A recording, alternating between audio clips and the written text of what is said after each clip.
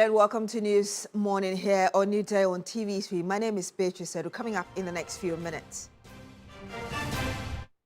Minister for Energy and Green Transition, Dr. John Abdullahi Jinapor, says contingency strategies are being reviewed to minimize adverse effects from ongoing geopolitical tensions in the Middle East.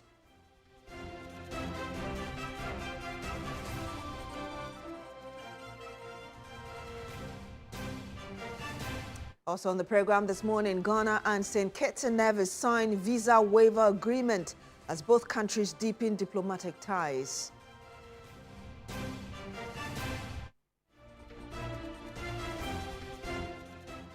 And much later on the program, government reiterates commitment to complete all abandoned housing projects to improve access to affordable homes.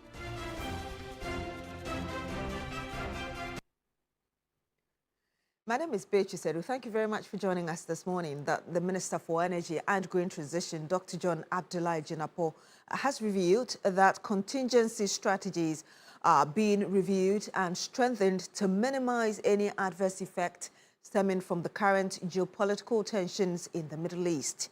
The minister directed the NPA as the downstream sector regulator to intensify market surveillance and maintain close coordination with industry players to ensure any anticipated supply disruptions are mitigated swiftly and effectively. He further urged all sector agencies to maintain adequate strategic fuel stocks, enhance monitoring of international developments, and ensure stable nationwide distribution.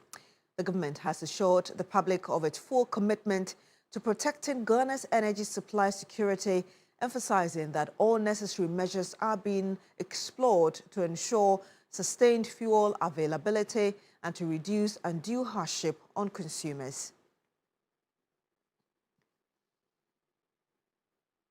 Some more here in Ghana and St. Kitts and Nevis have signed a visa exemption agreement for both countries to deepen ties and cooperation. Prime Minister of St. Kitts and Nevis, Dr. Terence Michael Drew, has disclosed that President John Mahama's speech at the 2025 United Nations General Assembly played a key role in his decision to seek closer engagement with Ghana. Prime Minister Drew arrived at the Jubilee House to a parade in his honor.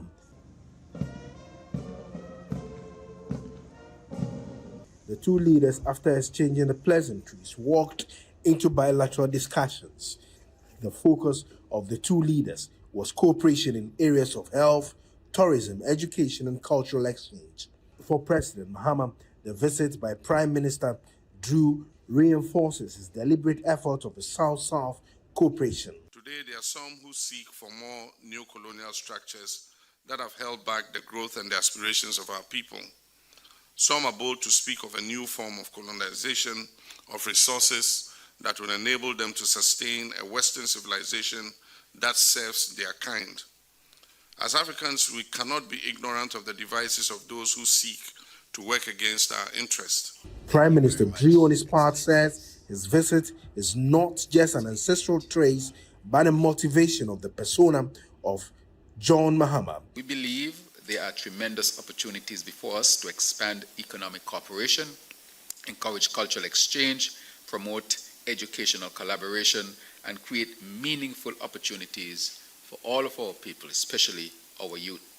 The two leaders signed 3 memorandums for a political consultation mechanism between the government of the Republic of Ghana and the government of the Republic of St. Kitts and Nevis. They also signed an agreement between the two countries for visa exemptions for holders of ordinary passports and a bilateral labor agreement between the two countries. President Mahama later held a luncheon in honor of the visiting Prime Minister. Distinguished guests, I'm pleased to announce that Ghana and St. Kitts and Nevis have agreed to extend our 2018 visa waiver agreement.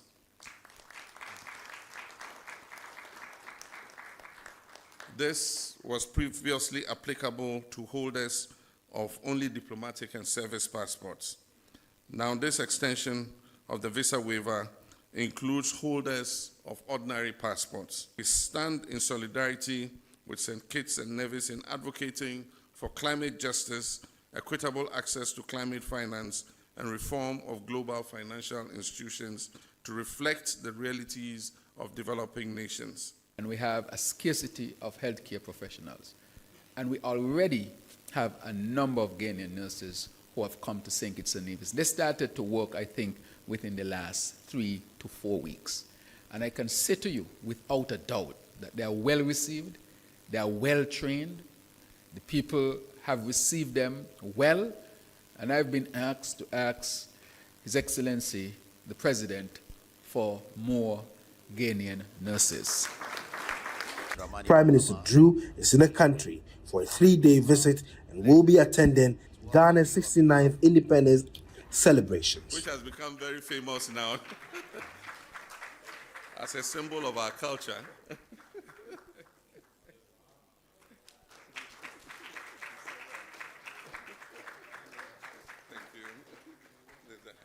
Stay at the presidency because the Vice President, Professor Nana Jane Opoku-Agyeman, has called on young Ghanaians to combine academic excellence with discipline and strong moral values as the nation works towards building prosperity and restoring hope. Speaking at the President's Independence Day Awards ceremony in Accra, the Vice President congratulated the 51 award-winning students and described the achievement as a source of pride to their families, schools, and the nation. The Vice President, Professor Nana Jane, said the theme of the celebration, Building Prosperity, Restoring Hope, is a collective call to action. She expressed concern over what she described as troubling developments in some schools, including examination malpractices, vandalism, and increasing disrespect toward school authorities. Only a small percentage of our youth engage in these behaviors. However, they risk undermining national progress and sending the wrong signals about the Ghana we want. We will support schools in reinforcing guidance and counseling systems and ensuring that disciplinary measures remain firm, fair, and respectful of children's rights and dignity. The Vice President said the Ministry of Education, through the Ghana Education Service, is working with key stakeholders to strengthen discipline and value-based education in schools. The Ghana Education Service will review existing school discipline frameworks in consultation with parents, teachers, and educational resource persons to address misconduct early and prevent escalation. Prosperity is not built by infrastructure and policies alone. It is also built by law-abiding students and citizens who understand that personal conduct has national repercussions. The Vice President urged the award winners to stay focused, choose their friends carefully, and respect school rules. She commended the Ministry of Education, the Ghana Education Service, and Nestle Ghana Limited for sustaining the awards scheme and nurturing academic talents nationwide. The Deputy Minister of Education, Dr. Clement Apak, reaffirmed government's commitment to promoting inclusive and quality education. The President's Independence Awards remain a key highlight of Ghana's independence celebrations, serving as a platform to reward academic excellence and inspire students nationwide to strive for success. Now, the Civil and Local Government Staff Association, CLOGSAC, has strongly rejected a key recommendation by the Constitution Review Committee to make the Comptroller and Accountant General's Department an independent body. The association says such a move would undermine and weaken the supervisory authority of the Ministry of Finance, which currently oversees the Comptroller and Accountant General's Department. The Constitution Review Committee has recommended that the government make the Comptroller and Accountant General's Department an independent body. According to the committee, the move would enhance efficiency and effectiveness in public financial management. However, the Civil and Local Government Staff Association, CLOGSAC, has opposed the recommendation. At a news conference in Accra, the association argued that granting the department independence would weaken the supervisory role of the Ministry of Finance, which currently oversees its operations. Executive Secretary Isaac Bampuado instead endorsed a proposal for Parliament to exercise stronger oversight responsibility over the Controller and Accountant General to ensure improved performance and accountability. He also proposed the establishment of Fiscal Responsibility Council to further strengthen financial discipline and oversight. What Ghana requires is not an independent Controller and Accountant General that could create bureaucratic hurdles for the smooth operation of the Ministry of Finance. Rather, Ghana requires an independent Fiscal Responsibility Council that would ensure accountability of both the Finance Ministry and the Controller and Accountant General in public financial management. The Constitutional Review Committee has additionally recommended that the Council of State be given the authority to nominate and vet candidates for the position of Head of Civil Service. But Isaac Bampoado swiftly rejected that proposal, suggesting instead that the President should not be involved in the appointment of the Head of Civil Service. The power to appoint persons to hold or act in an office in the public service shall vest in the President acting in accordance with the binding nominations of the Governing Council of the service concerned, given in consultation with the Public Service Commission. Meanwhile, a lecturer at the University of Ghana Business School, Dr. Daniel Apia, has backed calls against making the Controller and Accountant General's Department an independent body. We are strongly in favor of, one, maintaining the Controller and Accountant General's Department within as a department of the Ministry of Finance, and second, the independent fiscal council that both MPs across NPP, NDC MPs have recommended that it should be created, and for which the committee also strongly support that it should be created. Yes, we need it, but we do not think that it should be created through an act of parliament. It should be put within the constitution.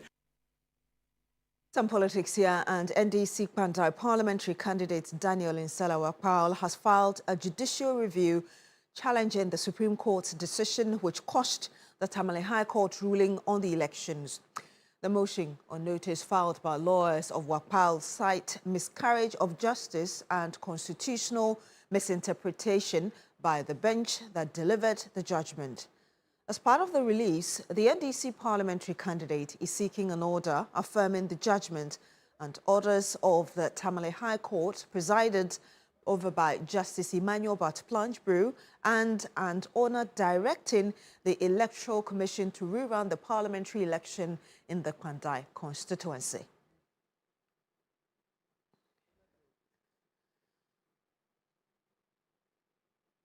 Our government says that access to affordable housing will soon become a reality for many citizens. It says that this will be achieved through renewed efforts to complete stalled and abandoned housing projects across the country. Ghana continues to grapple with a housing deficit estimated at about 2 million units. Despite the growing demand, several affordable housing projects have remained uncompleted, raising concerns about successive governments' commitment to addressing the shortfall.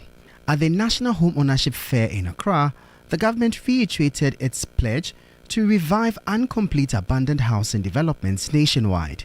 From the outset, government has pledged to complete all ongoing housing initiatives, beginning with the long-delayed projects such as the Saglemi Affordable Housing Project. This commitment signals a determination to finish what was started and to unlock stalled investments in the housing sector. Meanwhile, the Chief Executive Officer of the National Home Ownership Fund, the state agency established to tackle one of Ghana's biggest housing challenges, access to affordable mortgage financing, indicated that plans are underway to introduce single-digit mortgage rates. He said the move is aimed at making home ownership more attainable, particularly for low and middle-income earners. Through the prudent management of the economy, interest rates have declined significantly. As a result, the interest rate under the National Mortgage Scheme is projected to hit a single digit. This means that many more Ghanaian workers will qualify to access mortgage. Not only that, monthly repayments will also be affordable. Now, following a recommendation by the Ghana National Fire Service to remove traders dealing in explosive chemicals from the Kumasi City Market, authorities have begun a special operation to relocate affected traders.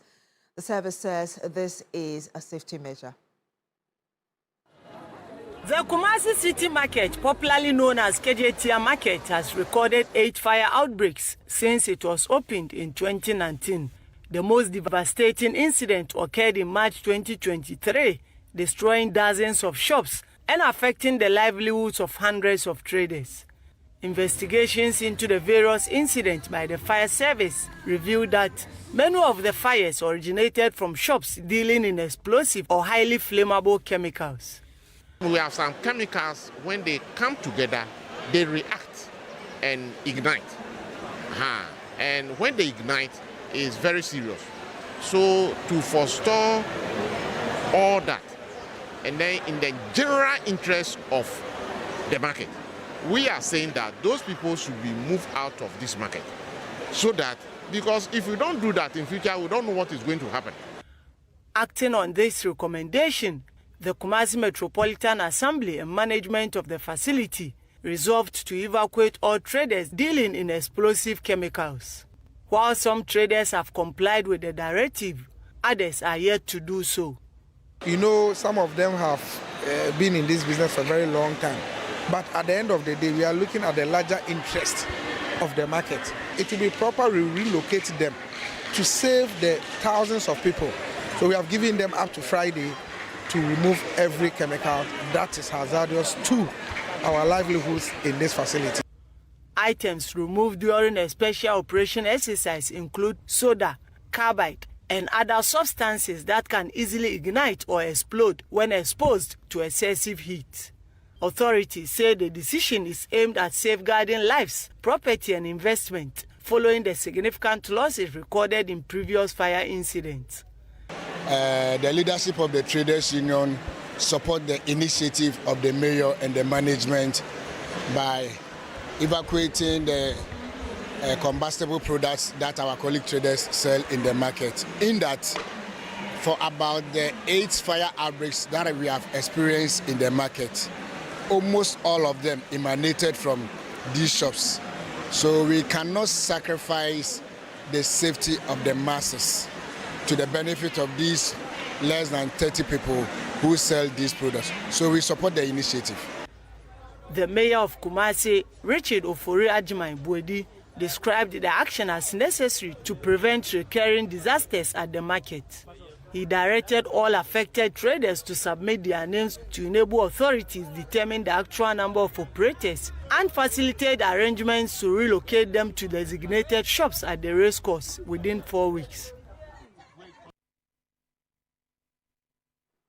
The minority leader, Alexander Penyomarkin, has apologized to the Interior Minister and withdrawn claims he made about the ongoing recruitment into the security services. A day after he was referred to the Privileges Committee, the First Deputy Speaker has ordered that all the remarks Penyomarkin made and the complaint by Interior Minister should be expunged from parliamentary records. The minority leader on Friday, after the president delivered the State of the Nation address, indicated, among other claims, that the ongoing recruitment into the internal security services is a scam. As well, he indicated that the AI-powered aptitude test is financially burdening Ghanaians, especially those in rural areas without strong internet connection. The Interior Minister on Tuesday cited him for contempt, after which he was referred to the Privileges Committee. But he has apologized and withdrawn those comments. As colleagues, when a member feels strongly about a statement which is unintended, the right thing to do is to withdraw and apologize to him. Mr. Speaker, I proceed to do so and to assure him that concerns that would arise out of any matter shall be properly be brought to his attention. But on this matter, as I've said before, I will repeat it for Hansa, that anything related to him or his ministry is withdrawn. And again, apologies to him. Minister for the Interior, Muntaka Mohammed Mubarak, says although he feels hurt, he would accept the apology and advise all members of parliament to be guided when making such utterances.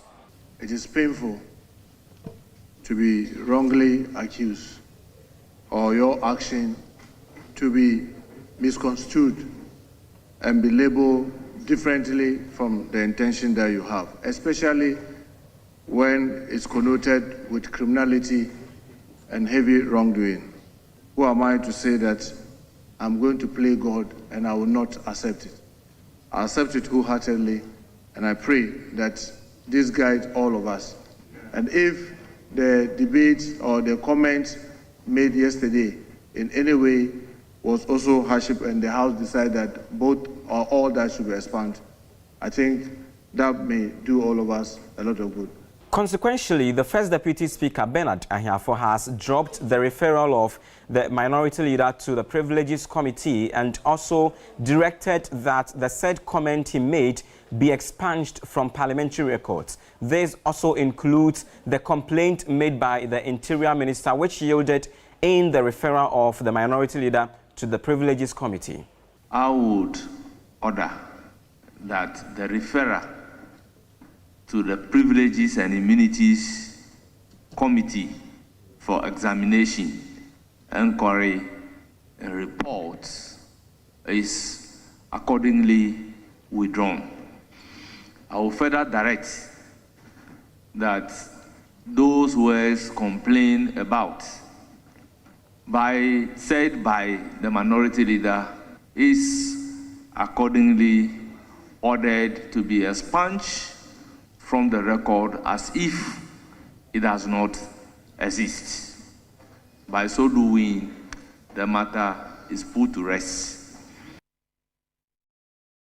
Christian Yale brought us that report from Parliament. And that's all for News Morning here on New Day on TV3. My name is Beatrice Sedu. Thank you very much for staying with us on the program. Do continue with us on New Day.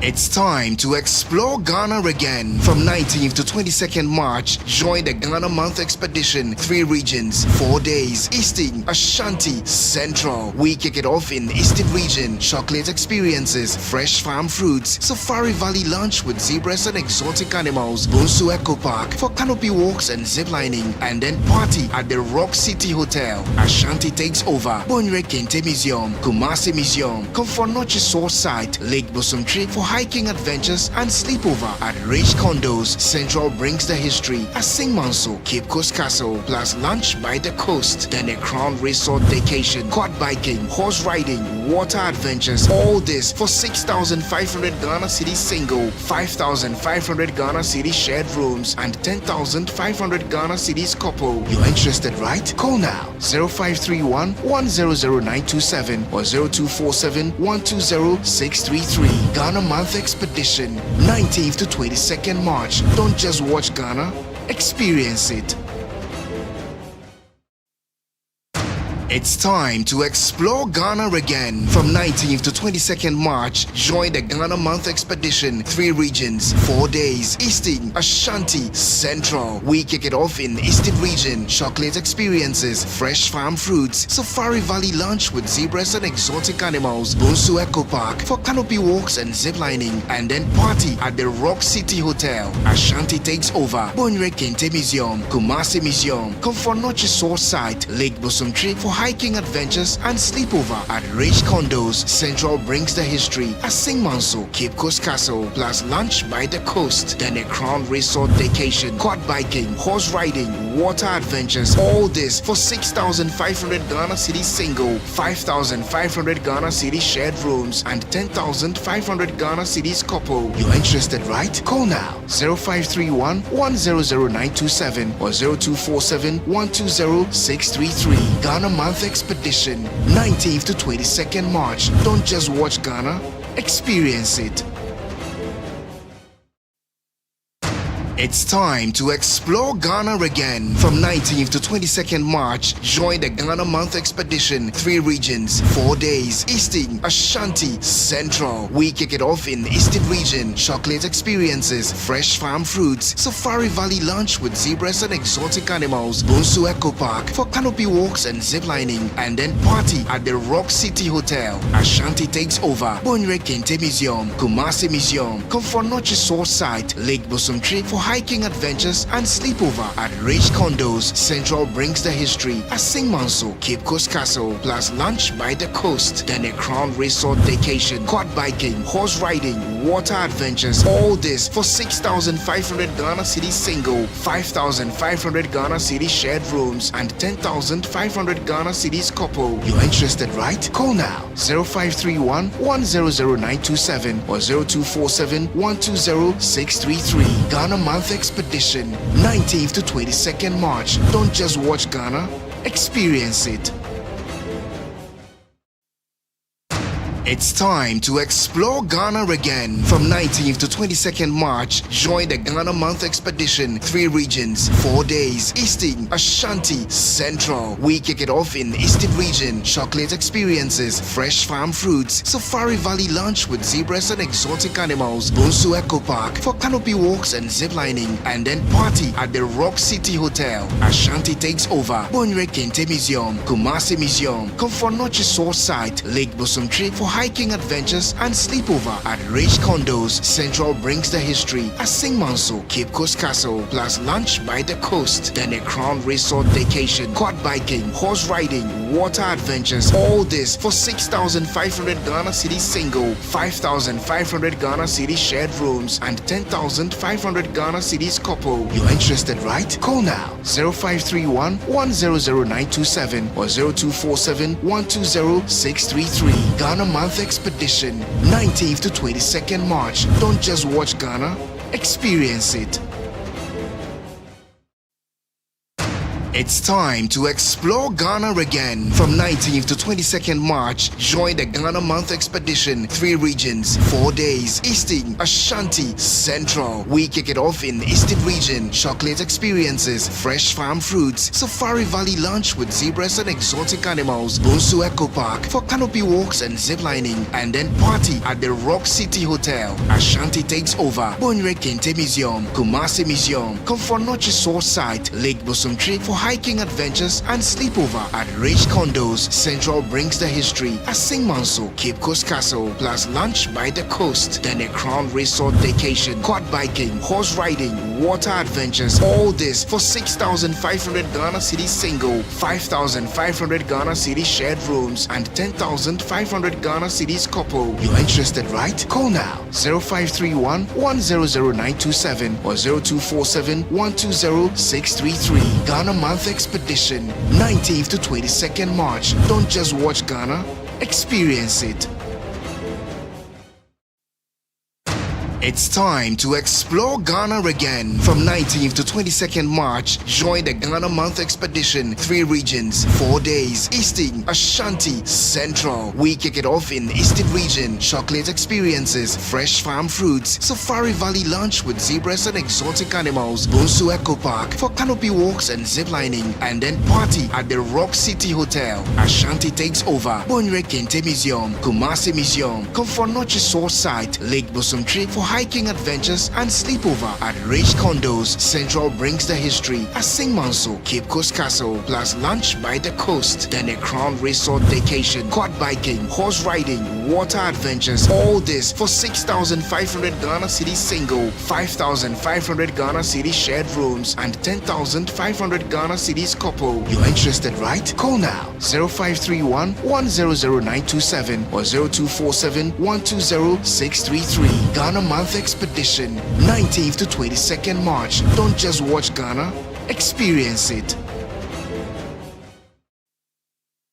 It's time to explore Ghana again. From 19th to 22nd March, join the Ghana Month Expedition. 3 regions, 4 days. Eastern, Ashanti, Central. We kick it off in Eastern region. Chocolate experiences, fresh farm fruits, Safari Valley lunch with zebras and exotic animals, Bonsu Eco Park for canopy walks and ziplining, and then party at the Rock City Hotel. Ashanti takes over. Bonre Kente Museum, Kumasi Museum. Let's go.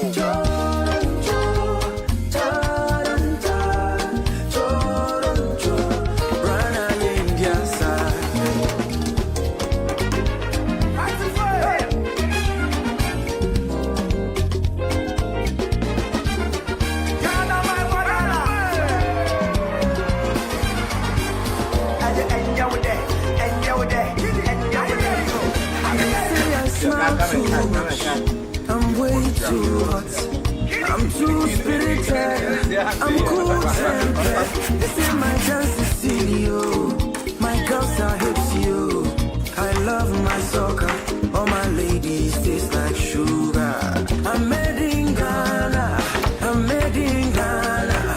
I'm made in Ghana. I'm made in Ghana. You can take me to London. I'm made in Ghana. You can take me to Lagos, but I'm made in Ghana. I'm made in Ghana. I'm made in Ghana. I'm made in Ghana. I'm made in Ghana. You can take me to London. I'm made in Ghana. You can take me to Lagos, but I'm made in Ghana. Flight of a sea, Kotoka. Bugger unity, yeah, or the cat. The cassette, voice I share, then your temperature. Now you put on some pocket pressure.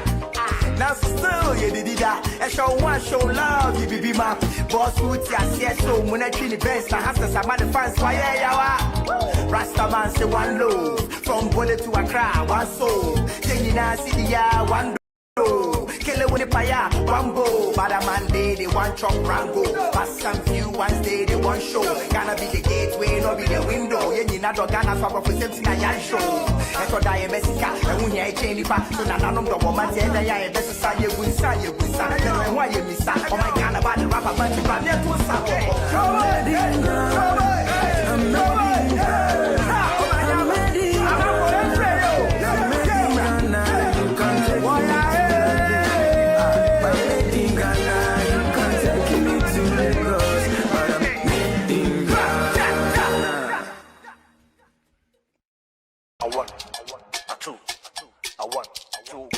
Let's go.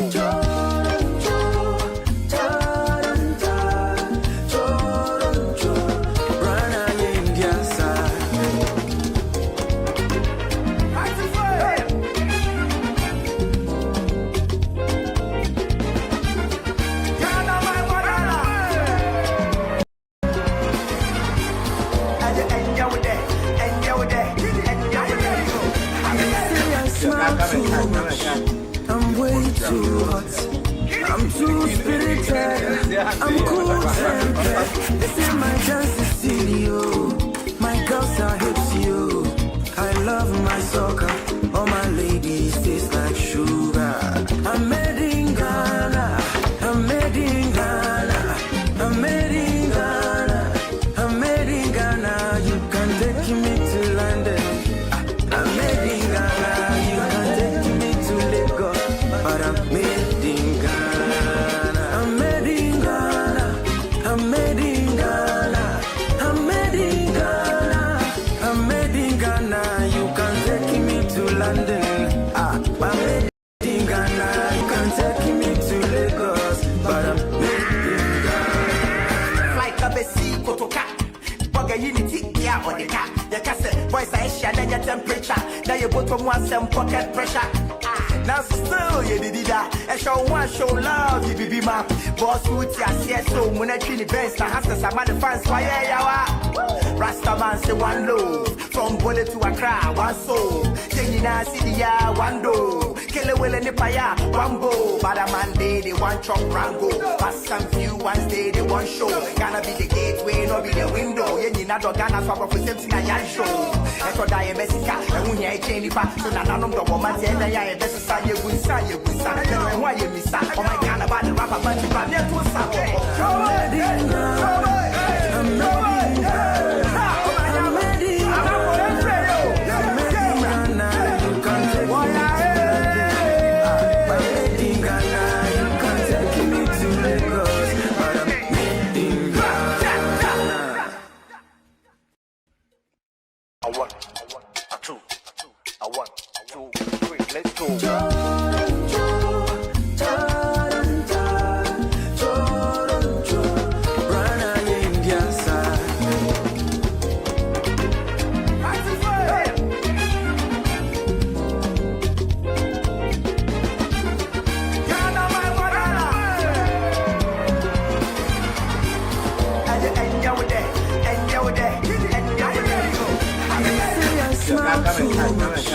I'm way too hot. I'm too spirited. I'm cool tempered. This is my chance to see you. My girls are hips, you. I love my soccer. All my ladies taste like sugar. I'm made in Ghana. I'm made in Ghana. I'm made in Ghana. I'm made in Ghana. You can take me to London. I'm made in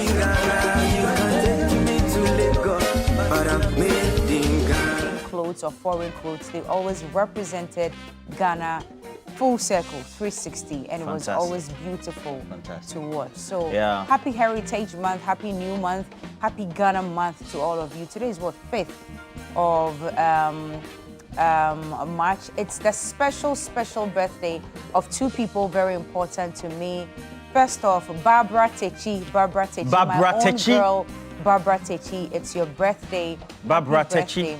And then to your very good friend, Stoneboy. Hey, Stoneboy. Setakla. It's Stoneboy's birthday. Dualagba. Yeah. Charlie, happy birthday to you, Stoneboy. He's having the concert in Ho today.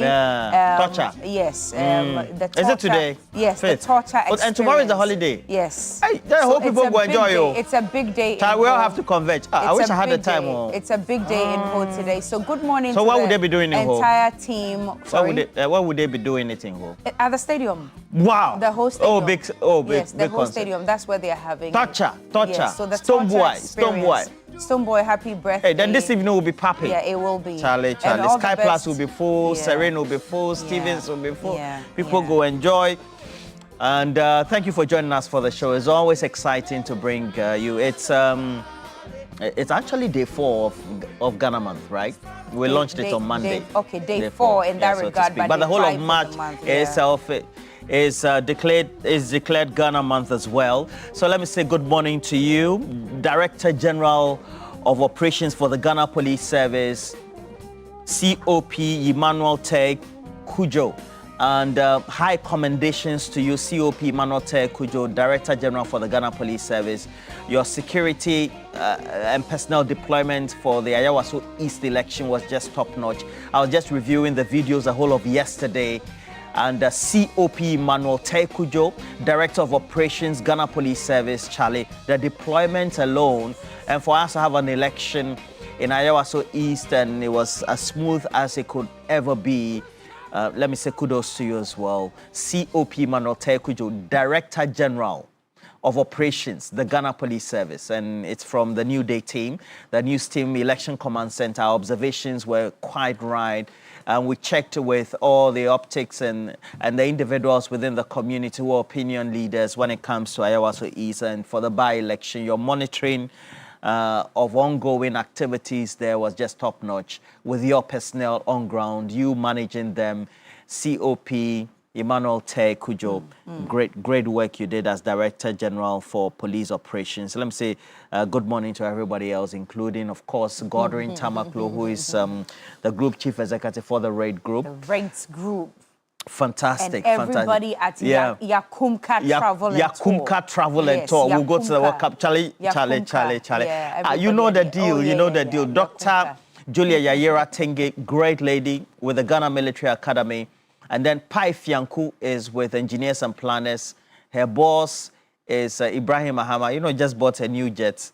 Charlie, jet. Yeah. Baba, for sit inside. Oh. Yeah, new jet. Kudos to you. Kudos to you. And David. David Fianco as well, wishing all the best for the day. The old one for emergency. Alhaji Nuruddin, lead driver for Ibrahim Mahama, wishing all the best for the day. You said the old one, eh? That's what yes, for Chairman Ibrahim said. Yes. For emergency situations. Well, glorious happy birthday also going out to Engineer Peter Deborah, CEO of Pedlo Energy. It's your birthday. This one is coming from Theodora Akwa. Theodora, good morning to you as well. Engineer Peter Deborah, CEO of Pedlo Energy. Please have a very, very beautiful birthday. Oh, there is a happy, glorious birthday to Asia Moro. Today we celebrate an exceptional woman whose dedication, commitment, and tireless efforts continue to strengthen the great NDC party in the Ahafo region. So this is coming from Mensa Majid inside Bechem, Toronto. Hey, Toronto is in Bechem. Is in Bechem. Yeah. Yes. And ladies, we have Haruna Idrisu, the Minister for Education and the Member of Parliament for Tamale South coming to the studio. And then immediately the poster was posted or yesterday, shared on social media. Charlie, come and see the messages in my People DM. Are asking questions, right? So basically it was about allowances that is unpaid, and then the backlog of trained teachers who haven't been absorbed into the service. So he has his work cut out for him. So those are two questions. But there have been other things. You know, he just recovered from a gruesome accident. So I was so happy to see him walk the other day, you know. So I'm really looking forward to seeing him today. So join us from 9 a.m. this morning. But before then, we would have done a discussion segment. That's big issues. Yeah. What are you looking at? We'll be looking at the MPA's directive. I think a number of people are talking about it and what it means really for the downstream sector, the OMCs and consumers, for those of us who buy fuel on a daily basis. And of course, the minority leader in Parliament as well, Penyo Marking, now apologizing to Muntaka. What was that? So you know I've seen that thing has been flashing. Yeah. I mean, well, Muntaka was actually upset that the minority leader used the State of the Nation address on Friday to address that issue. To address the issue of recruitment into the security services. He says that everything ongoing looked like a scam to him. He didn't even say it looked like, he said it was a scam. But the thing was online, then but he said it was a scam. Because that too, we had not been hearing of recruitment. He said it was a scam and that it must be looked into. So that's what he's apologizing for. Yeah, that's what he's apologizing for. So he was impugning some level of criminality. Yes. And he was referred to the Privileges Committee for the matter to be looked into. But yesterday, he ate his very humble pie. Charlie, this one, there's some few minutes later. Yeah, a few minutes later. I find it interesting because... So a few minutes later. You know that thing they do on TikTok? Some few minutes later. So it means that you'll be talking and then some few minutes later, then your voice will be... And you should have seen his demeanor and the tone with which he was speaking. Contrast. Because right after that, when he started talking about Ken Oforiatta, the voice was loud enough, you know. But when he was apologizing, the whole demeanor and but everything. Of course, you have to, it should be part of the apology. But what I find interesting, though, is when the Interior Minister drew his attention to it, he kind of was, okay, if you want to take it to the Privileges Committee, I'll avail myself. You can take it, and then, yesterday we hear. So this was a true definition and a true meaning of a few minutes later. Yeah, this one proper one. Yeah. Okay, Shadrach, can you get us the video? Even though that's not what we'll be talking about, just to spice up the morning. Sorry, that's why they say I'm mischievous, right? I know, right? Hey, let's spice up. So look at, we'll go and look for the other video, and then some few minutes later, let's look at the apology. I mean, no offense to, he's my hometown man, chairman. Yeah, the father comes from chairman, and then I also come from chairman as well, the Volta region. So Osanhin. Everything.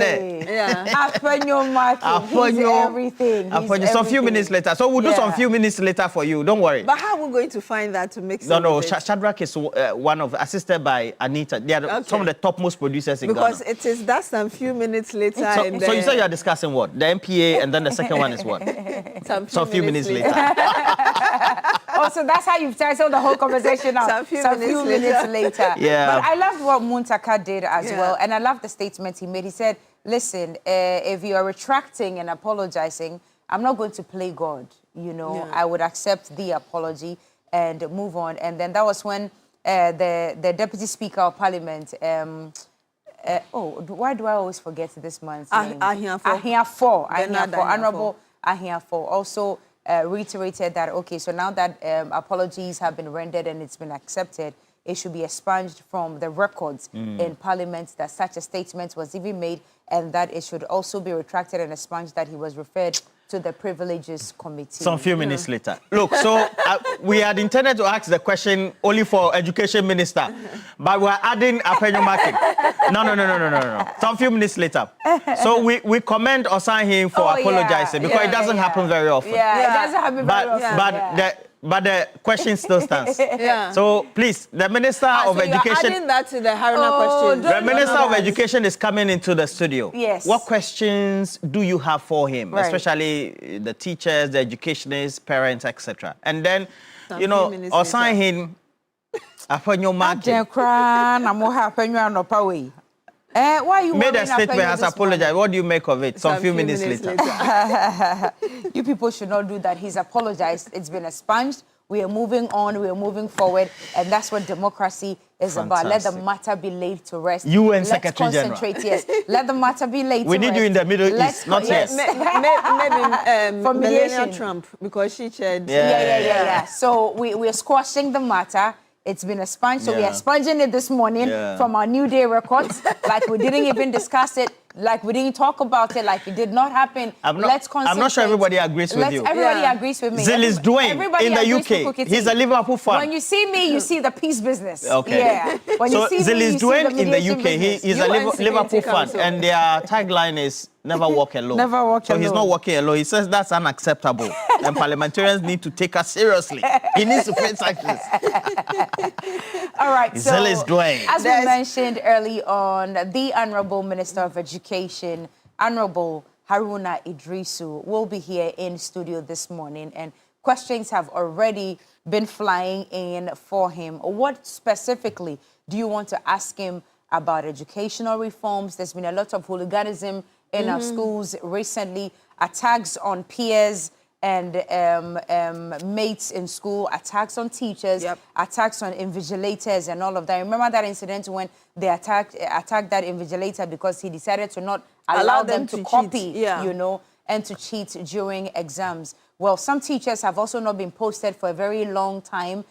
There's a lot to talk about when it comes to education, the reforms and all of that. Whatever questions you have for Honorable Haruna Idrisu, please, when we activate the phone lines in very concise and precise submissions, please ask the questions that you would have us ask him this morning. Let's concentrate on that one and we keep it moving. Also, the hashtag is TV3 Newday. Send in your messages. We'll read as many as possible. Paparo will do that for us. We'll read as many as possible before we already some wrap messages up. in. Already, yeah? Aziz Donlawa says the minority leader must learn how to speak in public without being mischievous. So that's coming from... Gaiji says that Apenyo apologized in a calm measured way listen, that was critical for ensuring the message fantastic. was received as sincere rather than defensive or forced. The demeanor was fantastic. His calm, heartfelt apology focuses on taking responsibility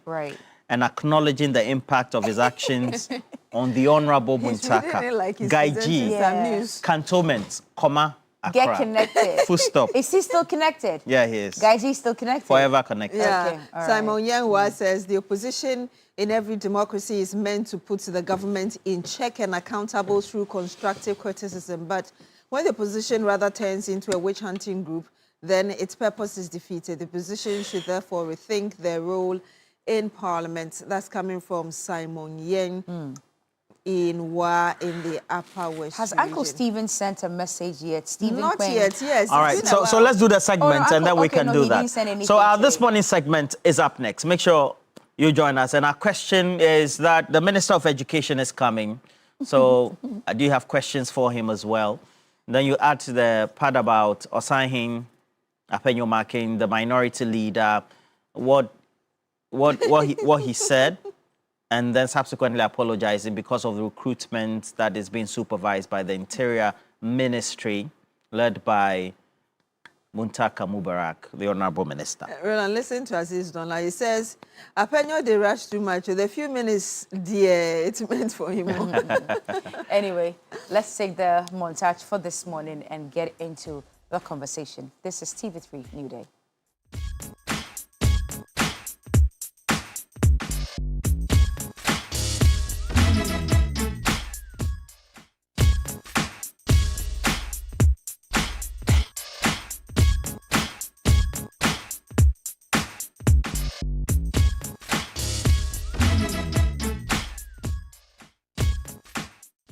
And even before he decided to be the first to call us this morning, he had already sent a message to me saying that they will not accept Debbie Alaji Binu Yiribunshele. Says he's not accepting the apology from Apenyo Marking. Alaji, good morning. Keep your conversation and your submission. No, before you start, keep it very short. You are not greeting nobody this morning. You are not saying hello to anybody. Go straight to the matter because you and I are not married anymore. Yes.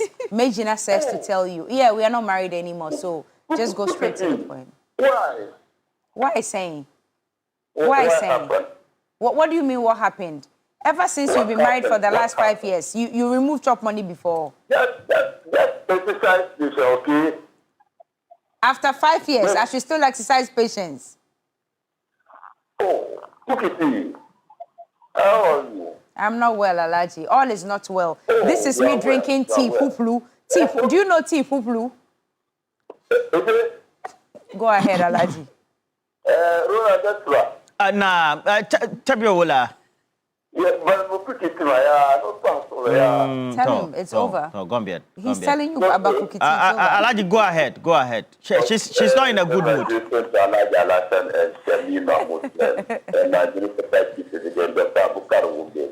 And Honorable Samuel Ofo so ample for my dama, the best dama we never have in NDC. I think Honorable Haruna is an intelligent minister. I think he can speak well and concerned about attack for the teachers in the schools, and he know how to handle that. But I have questions to Honorable Haruna. That one is not part for the program, the topic. Okay, so what do you want to ask? Kudul route. We need to talk about the Kudul route in his constituency. But you know something, this disrespectful person, Aponyo Mati, it doesn't respect. It will not accept that kind of apology. Why Aponyo alone? And saying something which is not true. You are leader of the parliament, Marcos minority leader, and you are not coming out to say something which is not true. Well, Alaji, sorry, it's not in your place to not accept the apology. It's been accepted already by the Interior Minister, Honorable Muntaka Mubarak. So, and it's been squashed. Muntaka Mubarak is still doing that. Because when I listen to him in Parliament, I'm not happy at all. Okay. Because if any person who comes and make one allegation, and that person apology not to accept. We don't want that. Well, so we don't let our homeland and amen. Amen. Thank you for calling. It's been accepted already, so nothing much we can do about it. Ayurakwa Ayeperi says, great work from the NDC side of Parliament. Keep bringing that MPP to strict proof anytime they tell a lie. This is exactly what they did, which brought them to power in 2016. There should be no room from any quarters for misinformation or distortion. Oral is still about justice and accountability. It's a Ghana thing. Irakwa Ipe, we hear you. Prince Henry Koforidia says that, says, please tell Kukiti that she will marry Alhaji by Debbie. Yeah. Let me pick Jacob's call and I'll pass it on to you. Hello, Jacob. Good morning. This is TV3 Newday. Hello, Jacob. Yeah, hello. Yes, Good Jacob. Morning. Good morning. Jacob, where are you calling us from? Kubuki, I'm calling from home. Okay, let's hear you, Jacob. What questions do you have for the Honorable Minister of Education? Good morning. I just want to use this opportunity to wish you all a happy Ghana month. Thank you. Paparo. Honorable. Aleki, your phone number. My phone, hare, a phone. Mikata my phone, a hore, a pakago general. Sure, okay, I want my yetapa. Aha, Mamalema. Madugana, Jimmy, and Mikata, TV3 Newday, Miawa Misraba system, na Ghana area. Never Ghana area, manya Yamabuto Bomologa, Napunandura, Miapol, Miapa, Bologlioma, Mizukina, Mia, Alabama, Jababa, Jana, Ghana, to complete what I Mauna Yurani. No, you're out. David Beatrice Messenger, Bomolo, and then you never move on at the Gomani. Mia de Gomani. Mia de Gomani. Magoma Regane. Wavomali. Okay, let me switch down. Okay. So I just want to comment on Paparo's, Padimaki's demeanor in the chamber yesterday. You know, there is a saying that to err is human, to forgive is divine, and that is what has actually took place in Parliament yesterday. You know, Padimakis, when you study him, you realize that you think he is a harsh type. But anytime there is a need for him to apologize for something that he has done wrong, he doesn't shy from it. He will come forward and then apologize. So I think that is something that our leaders in this country should learn. And then be ready to eat their humble pie when the need arises. So I salute him for what he did yesterday. And I also salute the Interior Minister for actually saying that you will not play the God factor, but you rather be the human as he is, to forgive him. Okay. And I salute our leaders for this. So thank you so much. Bojirang. And then the Education Minister. Question that Kamala show for Haruna Idrisua. Hello.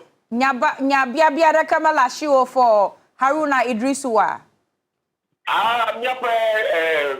Education Minister. Merakwe. Ni magbo ne ko yebe amo dogozan le dukoya ma o fi o de school be amasu nu fiala dogozan le dukoya ma o mo podo. Merakwe. No ajagbagba no wa do cho amo kokore edomanchi. Alaba wa nyepe school vie pe adao alo bevu wo gbo. Okay. Alaba one number the view what Jama Bubu, Elevation Tonto, apparently I'm a teacher myself. The indiscipline among our students in this country is becoming too much. Yeah. So he should tackle it. It is just becoming too much. Okay. Thank you very much. Thank you.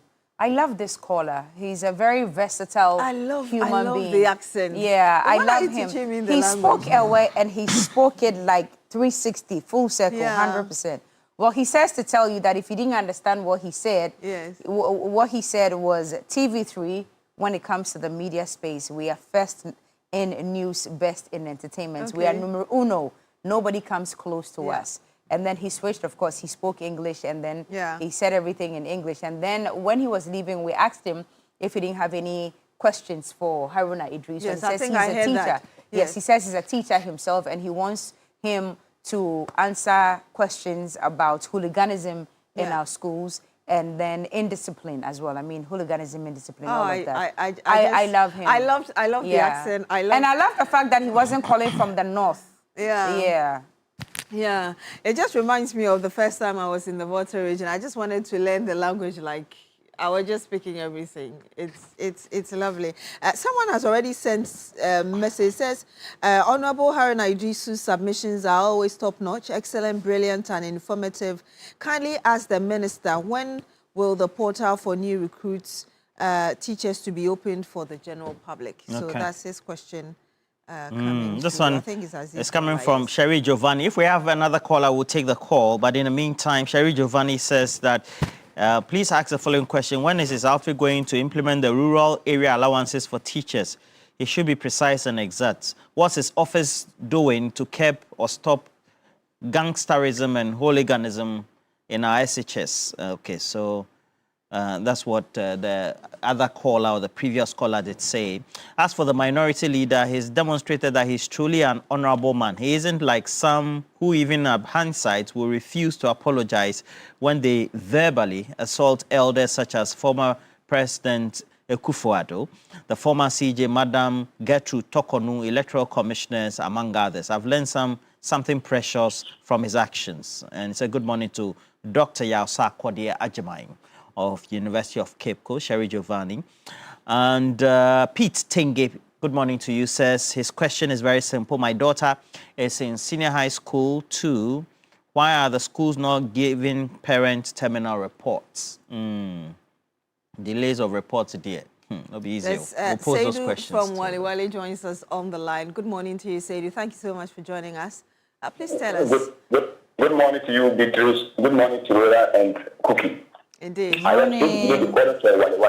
Yes, good morning to you. The minority leader retracting and apologizing shows that he's truly a leader.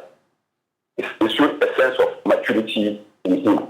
It is telling whosoever is going to make such reckless comment to be cautious before making such comment. But I commend him for retracting and apologizing.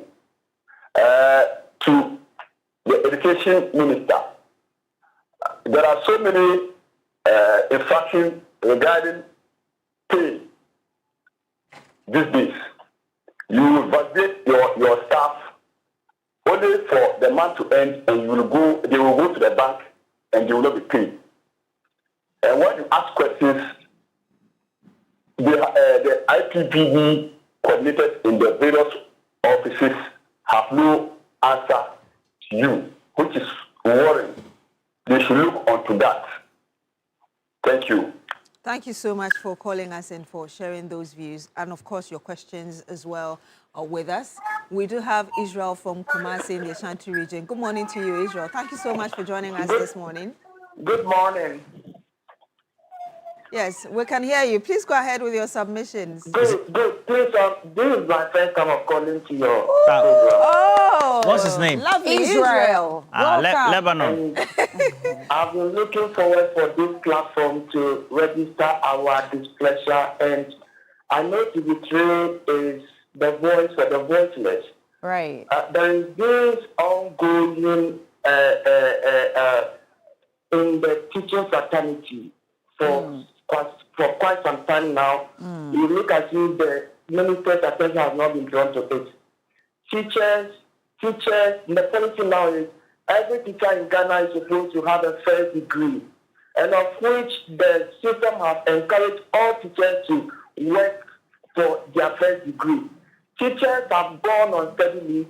Teachers who have also done postgraduate programs to be upgraded. As are now 2021, 2022, 2023, 2024, 2025. Teachers who went on sandwich programs and they have gone for their first degree. They were supposed to be placed on their appropriate principal of education, principal superintendent. They have not been placed on the scale now. Please, last month, for instance, many of those individuals, their salaries have been blocked. And as I'm talking to you now, my wife happens to be one of the victims of this incident. You people are spending much to make sure that the welfare of teachers are being catered for. You've been training us for mental health issues, but your actions and inactions are putting us in that same situation. How should we be able to deliver in the classroom if our welfare are not being catered for? The teacher unions are being silenced on this. What is happening? Please, TV3, I want to get the results today on this matter. We will be very glad. Ashanti region and other regions, we are being sidelined. What is happening? Please, this is the voice of the voices. This is the only platform that I had this morning. TV3, let me get results on this issue. Thank you. Thank you so much, Israel. And we're happy that he was able to get through to us and share these concerns as well. The Education Minister will certainly hear about this and obviously take steps towards addressing them. I think we do have John on the line with us as well. Abumbila John. Yes. Abumbila John. Good morning to you, sir. Hello. Yes, sir. We can hear you. Good morning to you. Good morning to Sister Beatrice, and good morning to Sister Kukuti, and good morning to Papa Rose. Good morning, sir. I'm calling from Kusaf, Boko. Okay. How is Boko this morning? Boko is cool. Great. With the to the Minister of Education, you know, if you agree with me, a student who qualifies properly to enter into senior SS, senior high secondary school, will never misbehave. So with that, you know, I would like to plead to him that he should bring the aggregate, the entry point, like previously we were using aggregates to 30 or 35 to enter into senior high. Any student who qualifies to enter any of the senior secondary schools know what they are doing, know what they are going to do, they agree with the discipline, they agree with the teachers, they agree with the parents. But if you take a hooliganism student who would get 40, get 50, get 60, and push them there, it is wrong. Though, 3SS was there. And the 3SS, the implementation of it was wrong. But you have set a certain number of grades for them to enter. That has caused all these things. Hello? Yes, we can hear you. Thank you so much. Thank you for... to the minority leader. He has behaved maturely. This is what has made the children to also learn what is really happening in Parliament. So my greeting to all of you and to the overlord of Kusau and Otumpo Otetutu and to the president at large. May God bless you all. God bless you too, sir. Thank you, John Isaiah Bimbola. Yes, thank you so much. We do have Felix joining us on the line as well from the Northern region. Good morning to you, Felix. Thank you as well for joining us on the program. Hello? Otherwise, let's do some messages. Okay. Rolly? Yeah, so I have a couple of messages. Let me just quickly go through.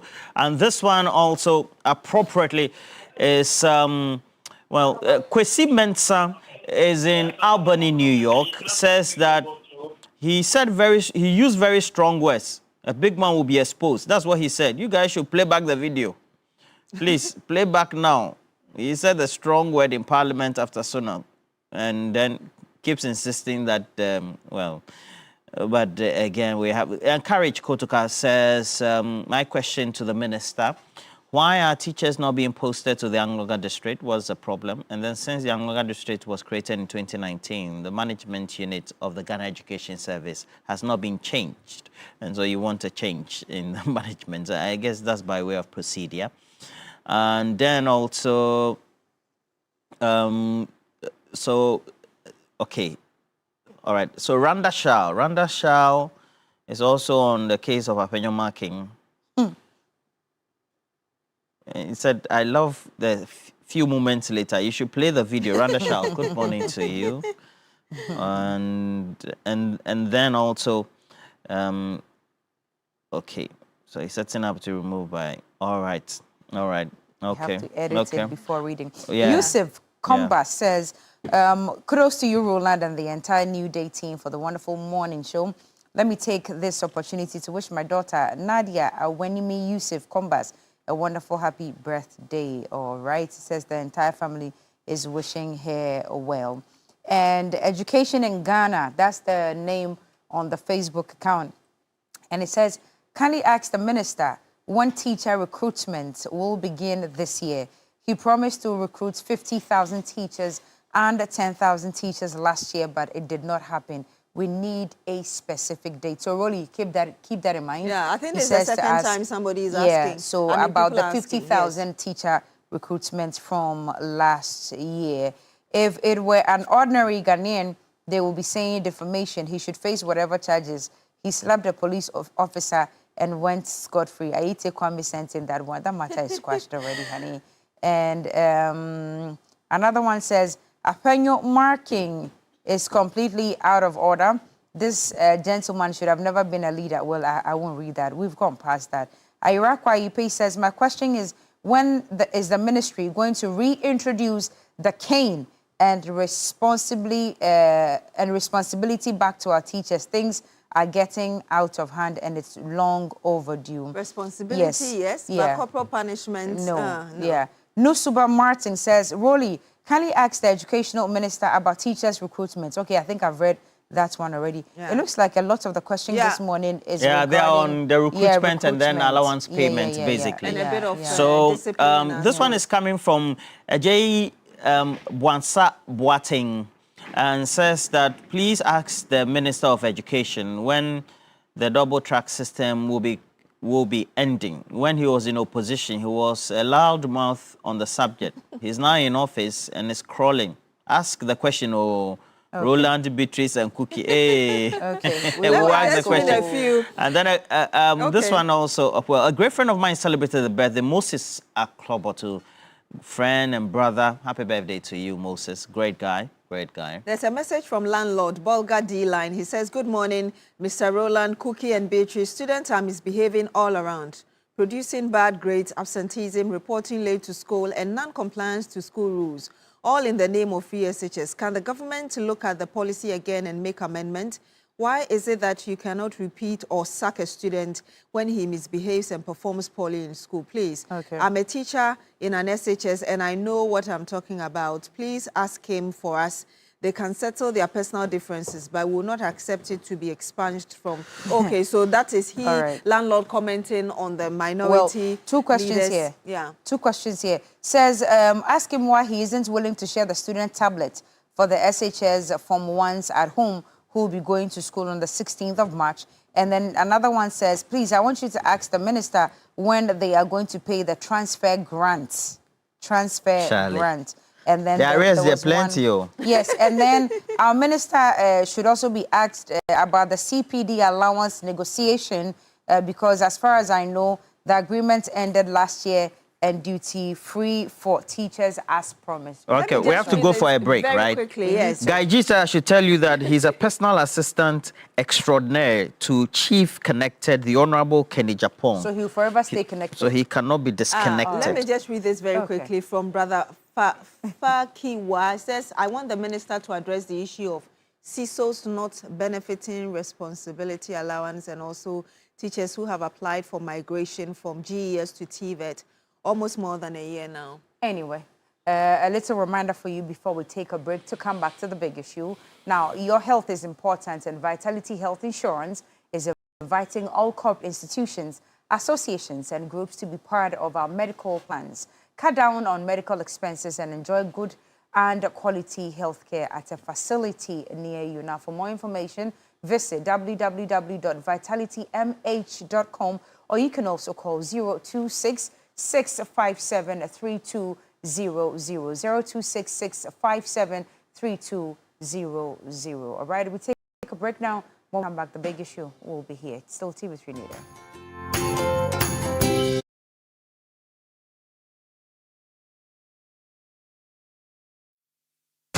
It's time to explore Ghana again. From 19th to 22nd March, join the Ghana Month Expedition. 3 regions, 4 days. Eastern, Ashanti, Central. We kick it off in the Eastern region. Chocolate experiences, fresh farm fruits, Safari Valley lunch with zebras and exotic animals, Bonsu Eco Park for canopy walks and ziplining, and then party at the Rock City Hotel. Ashanti takes over. Bonre Kente Museum, Kumasi Museum, Komfornochi Source Site, Lake Bosomtri for hiking adventures and sleepover at Rich Condos. Central brings the history. Asing Manso, Cape Coast Castle, plus lunch by the coast. Then a Crown Resort vacation, quad biking, horse riding, water adventures. All this for 6,500 Ghana Cedi single, 5,500 Ghana Cedi shared rooms, and 10,500 Ghana Cedis couple. You're interested, right? Call now 0531 100927 or 0247 120 633. Ghana Month Expedition,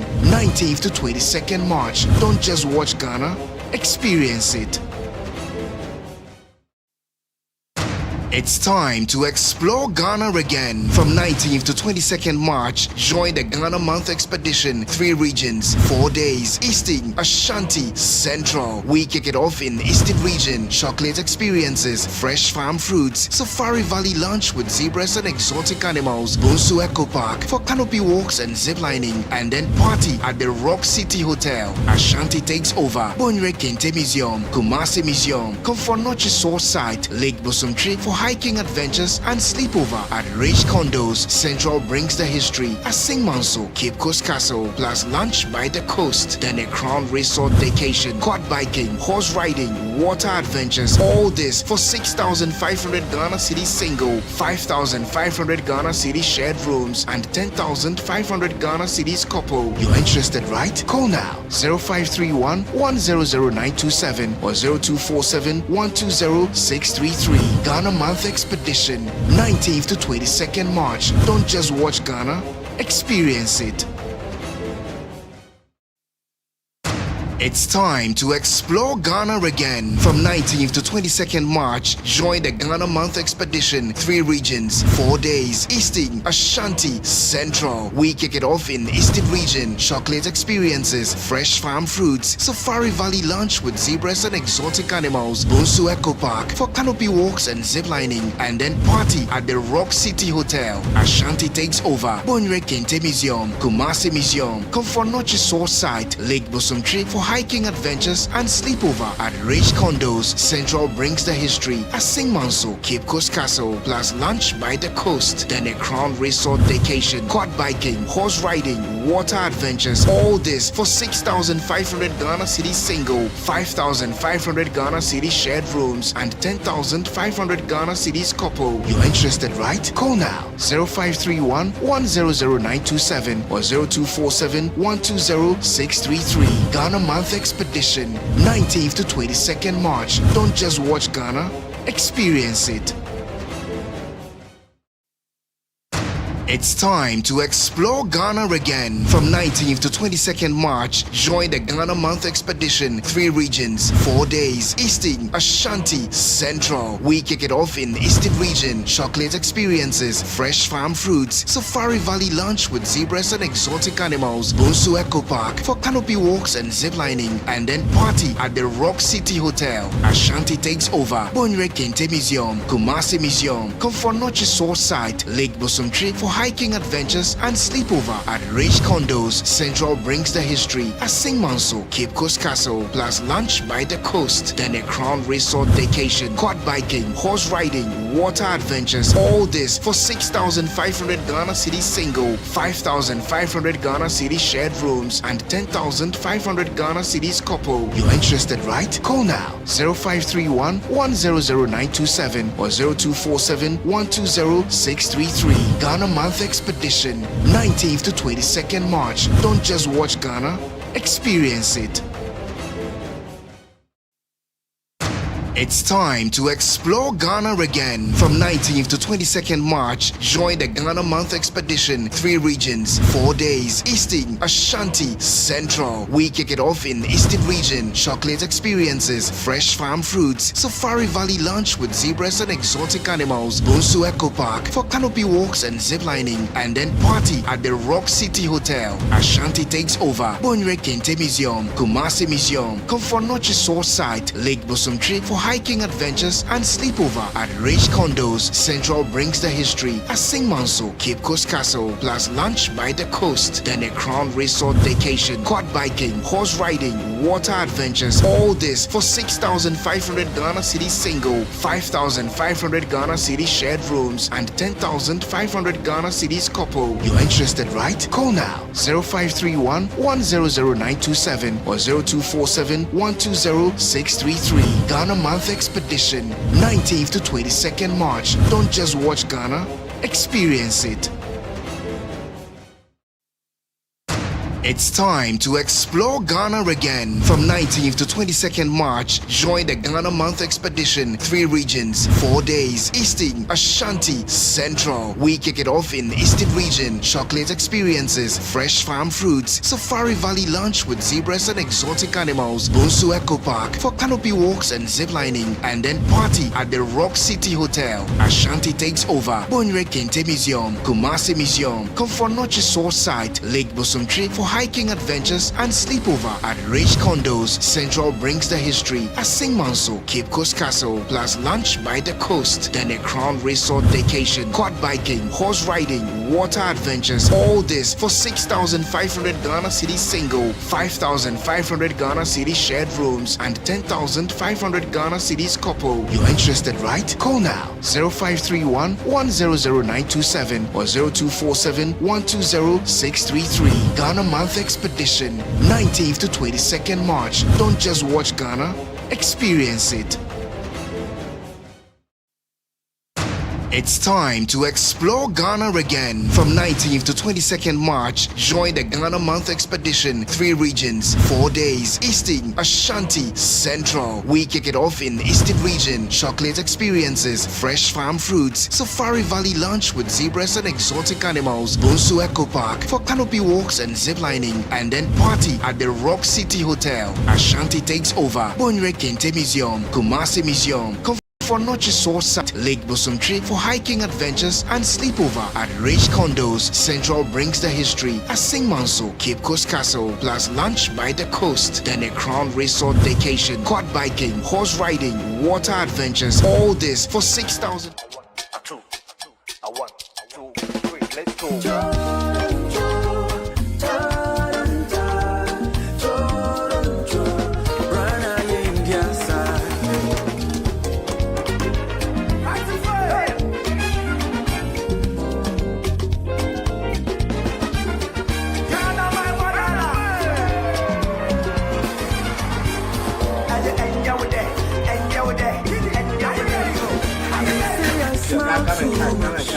I'm way too hot. I'm too spirited. I'm cool tempered. This is my chance to see you. My girls are hips, you. I love my soccer. All my ladies taste like sugar. I'm made in Ghana. I'm made in Ghana. I'm made in Ghana. I'm made in Ghana. You can take me to London. I'm made in Ghana. But I'm made in Ghana. I'm made in Ghana. I'm made in Ghana. I'm made in Ghana. I'm made in Ghana. You can take me to London. I'm made in Ghana.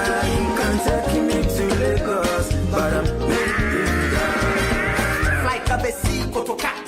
Boga unity, yeah, on the car. Your cassette, voice I share, then your temperature. Now you go to one some pocket pressure.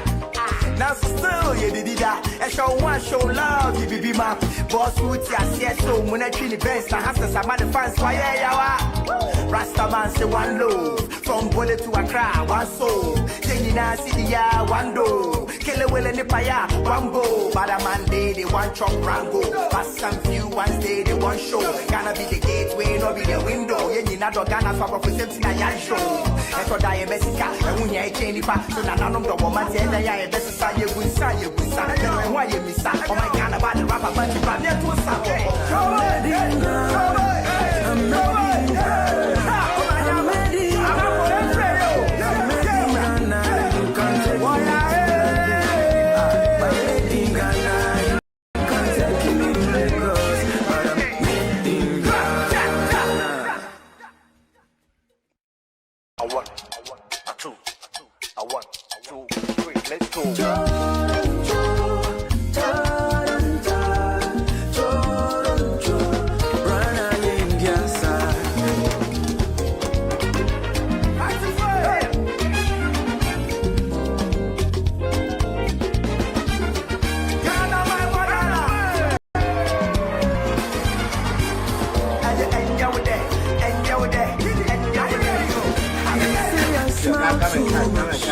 I'm way too hot. I'm too spirited. I'm cool tempered. This is my chance to see you. My girls are hips you. I love my soccer. All my ladies taste like sugar. I'm made in Ghana. I'm made in Ghana.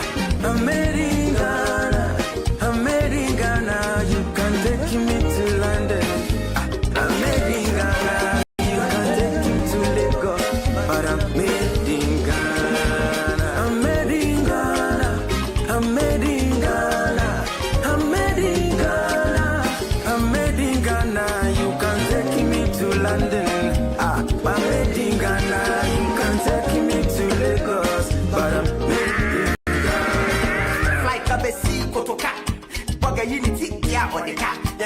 Voice I share your temperature. Now you both from one some pocket pressure. Now still you did that. I show one show love, you be my boss would yes so when I treat the best, I have to some other fans why ya Rasta man say one love from Bole to Accra, one soul. Jenina Sidia, one do. Kelewele Nipaya, Wambo, Badaman Day, they want chop rango. But some few ones day, they want show. Gonna be the game. We no be the window, Yenina Dogana, Papa, for Septina Yan show. And for Diamesica, and when you're a chain, so now I'm the woman, and I am best to say you with San, and why you miss out. Oh my God, about the rapper, but you run into Sabo.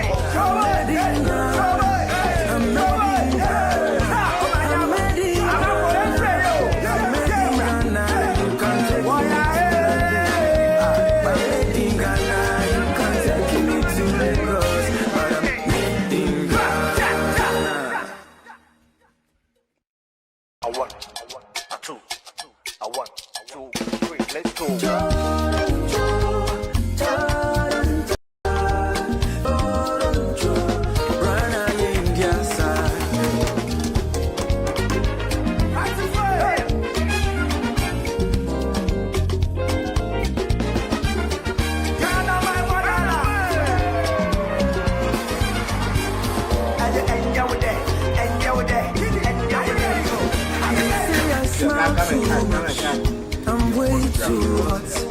I'm too spirited. I'm cool tempered. This is my chance to see you. My girls are hips you. I love my soccer. All my ladies taste like sugar. I'm made in Ghana. I'm made in Ghana. I'm made in Ghana. I'm made in Ghana. You can take me to London. I'm made in Ghana.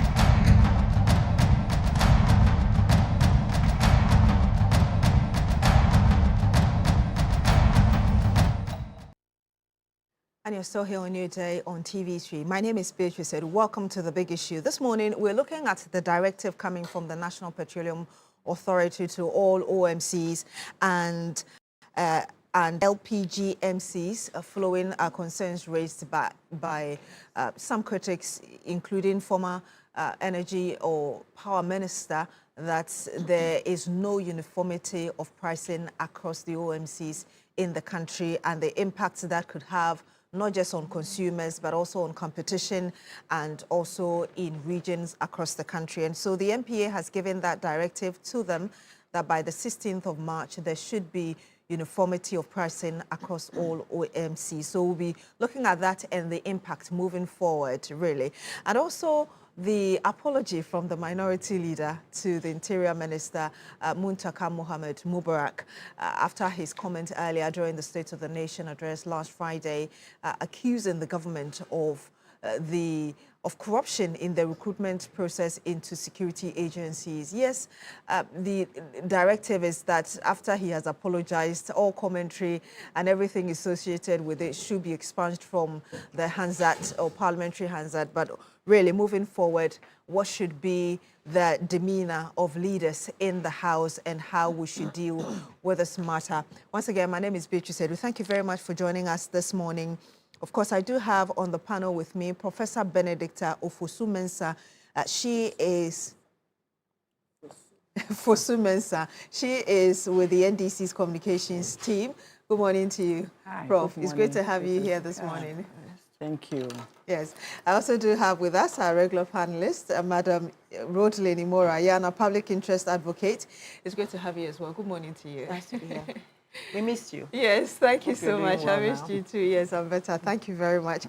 We'll be joined also by Madam Ellen Amadakon, who represents the MPP. She's a member of the MPP's communication team. Of course, we're talking about energy, and so we'll have Mr. Duncan Amwa, Executive Secretary, COPEC, join us via video call, as well as Emmanuel Kuting, who is a security analyst, going into really how do we ensure the depoliticization of recruitment into the security services and commentary around it. So once again, thank you very much for joining us on the program. Perhaps I should first get your thoughts on this directive, Prof, from MPA to the OMCs. I mean, a number of people, there are varied opinions regarding the impact this could have moving forward, particularly on consumers. Where do you stand on this directive coming from MPA? Okay, thank you very much, and good morning to our cherished viewers. Good morning to Auntie Rhoda. Good to see you this morning once again. I want to say that the call is in the right direction, and it's a call that intends to, again, encourage transparency, fairness, and also protection of the consumer. As we have seen over the years, the issue about companies discounting their prices, we've seen variation in the prices. And there are times the larger companies take advantage of this price variation and vary their price depending on the location that they are found. And this whole issue of regulating the price or having a fixed price is to create fairness for the smaller companies to also compete among the bigger companies. Because as I indicated, there are times people take advantage of their location. If the station is probably the only station within a given location, he may try to increase the price and take advantage of the location that is indicated. So it means that individuals or consumers that are there are disadvantaged because they have to now buy fuel relatively higher than the other station. And so the whole issue of having a fixed price is about fairness. So everyone is given the same opportunity to get fuel at the same price, irrespective of where you are. I see this more as protection of the consumer, and especially the fact that the NDC, and for that matter, His Excellency John Dramani Mahama administration, always stands for the masses. We are not looking for a kind of selective smaller minority benefiting more, but we always have policies that looks at the larger population. And so this directive is towards benefiting the consumer, because we all know that fuel price affects everything. Once there's variation in fuel price, if you happen to find yourself in a particular location where the station is charging a little higher, that affects your pocket. And if you are somebody who is into business, it means that you have to put that also on your product, and the consumer will have to buy your product at a higher price. And so this is actually to stabilize the price and to make sure that everybody, is given a fair trade to also compete within the market, and also make sure that prices are, agreed and, are discussed and agreed among the OMC, so that nobody really take advantage of the situation and also the allocation. Prof, so that's one part of the argument. There are those who are saying that the reason we are having this conversation is because some OMCs feel that there are others who are discounting or which are discounting prices, and that is where the competition bit comes in. Because if you're going to give me the same quality and giving me a lesser price, I'll come to you. And so this seems more of targeting the others who have decided to give discounts to consumers rather than those who are charging at the regular prices that we see. I don't agree with that analogy that because some people are discounting and probably their quality is higher than others, and so they may be at a disadvantage. I don't think it's so. In a sense that even though the prices formally, there were variation, but there are some individuals who, for some reason or reasons best known to them, will always go to a particular brand or a particular station to buy their fuel, sometimes irrespective of the price. And so I don't think that this would affect any, or it's really targeting any particular station or any particular company. But I feel, or I see it more as a way of protecting the consumer, because they are also stations that also take advantage of their location and also charge a little higher than the average price. And so this is just to protect the consumer. And also the fact that we know that fuel affects everything. Once the price of fuel goes up, it affects transportation, it affects goods and services. So it's just to make sure that everybody sticks to the agreed price. And it also helps to be able to regulate the system much easier. Because if a particular station is charging a little or more higher than the average price, the regulator will find it difficult to maybe question why your price is a bit more than that. But as I said, there are stations that also take advantage of their location and increase the price because maybe in the whole area, they are the only one that are supplying fuel to the general public. And so I don't see it as a targeted attempt, but it's more of consumer protection directive to protect us and to also make sure that price of goods and services are stabilized. Consumer protection policy, you say, Ahmad Mayana, where do you stand on really the long-term implication of this directive from the MPA? I'd like to say good morning to our cherished viewers. Good morning to us here. And with regards to the uniformity of fuel prices, I have my own thoughts. I agree that the ex-pump price that is given is adhered to by all fueling pump stations. But then whatever has to be added on that would give a price differential should be left to the dealers of those fuel stations. I'm saying this because, as we all know, there are some filling stations right now, fuel stations that you would go to, and they have higher prices than probably some others. And if you talk to a few people or some few drivers, they will tell you that the quality of fuel that is dispersed by these fueling stations that have higher prices is superior to those that sometimes we get and we think it's cheap. I a situation where my driver told me that, look, if you fill your tank at this particular station, it might be cheaper, but we don't get full mileage performance as when you fill it at this other place, which is more expensive. And I kind of agree, because I buy the fuel and I know how many days or that kind of thing. So there's always a differential. There's a reason why that some people can charge lower and some people can charge more. And we're looking at locations. I agree. Assuming that the fuel is 10 cedis, ex-pump, it must be 10 cedis across board, even if you are in Bunkrugu, you are wherever, it must be 10 cedis.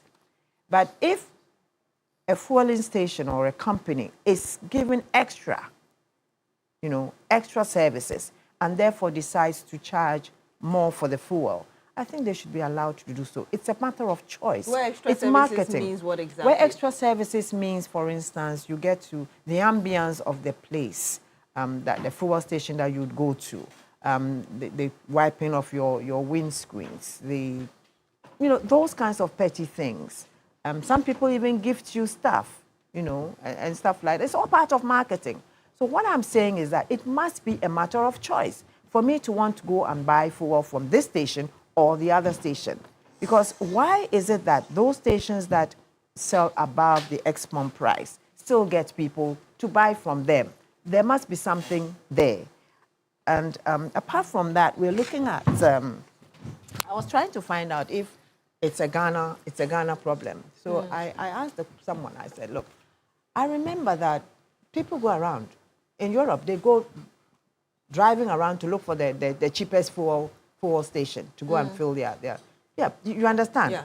So why is it that people will drive around and you hear people telling others that this place has the cheapest price, and people rush there to go and buy? I've heard that many times. Exactly. So it's the quality at this particular station is better. Yes. Yes, and then sometimes they tell the pricing here. In the UK, people go driving around, going to look for the cheapest place and those kinds of things. So it means that there are some price differentials across the board somewhere, and we shouldn't be different. I think that people should be given a choice as to what or which station they want to buy from. But it shouldn't go like below. If it's 10 cedis, let's not have another station charging 9.99, for instance, 10 cedis. But if someone decides to charge 10 cedis, 50 pesos, okay, 10 cedis, 50 It's negligible, almost. Yeah, it's something that person has decided, and it's left to you. It's a choice. You can decide to go and buy 10.50, or you go and buy 10. So you disagree somehow with the directive from the MPA? Yeah, I disagree, in principle, because we are running a free market system, that we should not, gag people to go according. Because you see, you hear people say that, look, this fuel station is selling fuel, and people complain that they've had their engines destroyed because they went and fueled at a particular filling station because it was apparently cheap. Yeah. Are you getting me? So why should we not give people a choice to decide where they want to go and buy the fuel, just so long as it does not go below the ex-pump price? Let's get some answers from Mr. Duncan Amwa, who is the Executive Secretary, Chamber of Petroleum Consumers, COPEC. But let me acknowledge the presence of Madam Ellen Ama-Deko, who is with the MPP's communication team. Good morning to you, ma'am. Thank you for joining us. Good morning. I'm coming to you, Ms. Amwa. Good morning to you, if you can hear me. Thank you so much for joining us. First of all, being with COPEC, let me get your understanding of really what the MPA means by this directive coming through to OMCs and the other agencies involved in distributing fuel to consumers.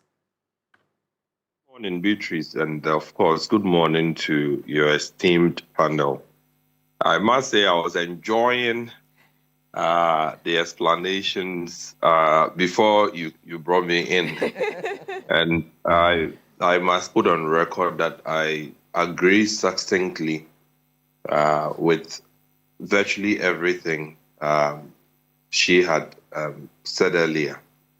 I agree that indeed out there in open market economies or free market economies, when you say you have deregulated a market, You are simply saying you are allowing the forces of demand and supply to dictate prices. You are allowing free market forces to dictate prices. And I was also happy that she actually did mention you find some of the stations selling even higher, and people still buy them. That is what branding does.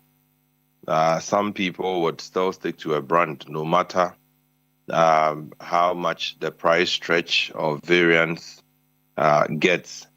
And so you would find a situation where for some, no matter what is on the board, that is not what they are even looking at. They just, walk in because they believe they will get a certain quality stock from, a brand. Again, that also reflects what you would call a lapse in our regulatory system. One would expect the Ghana Standards Authority and the NPA to ensure that fuel that is served to Ghanaians meets the minimum standards. It's important. Do not license an OMC and leave it to sell just anything. And so it is quite alarming for some of us that some of the OMCs are allowed to hide behind probably all kinds of evil or bad practices and able to just sell anything at all to anybody. And regulators who must be out there checking and ensuring that you and I don't get served the bad fuel. Probably also raising the same concerns that, well, some are able to do predatory pricing because they are getting illegal or smuggled fuel. So, Ms. Amwa, Yes. if I may come in, you referred to the comments made by the lady in studio earlier. We had two ladies, Professor Fosu Mensah and Madam Ayana, and they seem to have had varied views. I just wanted to know where you stand, because really, Professor Fosu Mensah talked about why the MPA needed to bring this, and Madam Ayana seemed to have a different view. So I was referring to Madam Ayana, the very last speaker. I think she was spot on with the UK. You can move just a radius of a kilometer or two. The same station BP might be, delivering different prices. And so, like she said, you probably find people sometimes asking where they can get cheaper.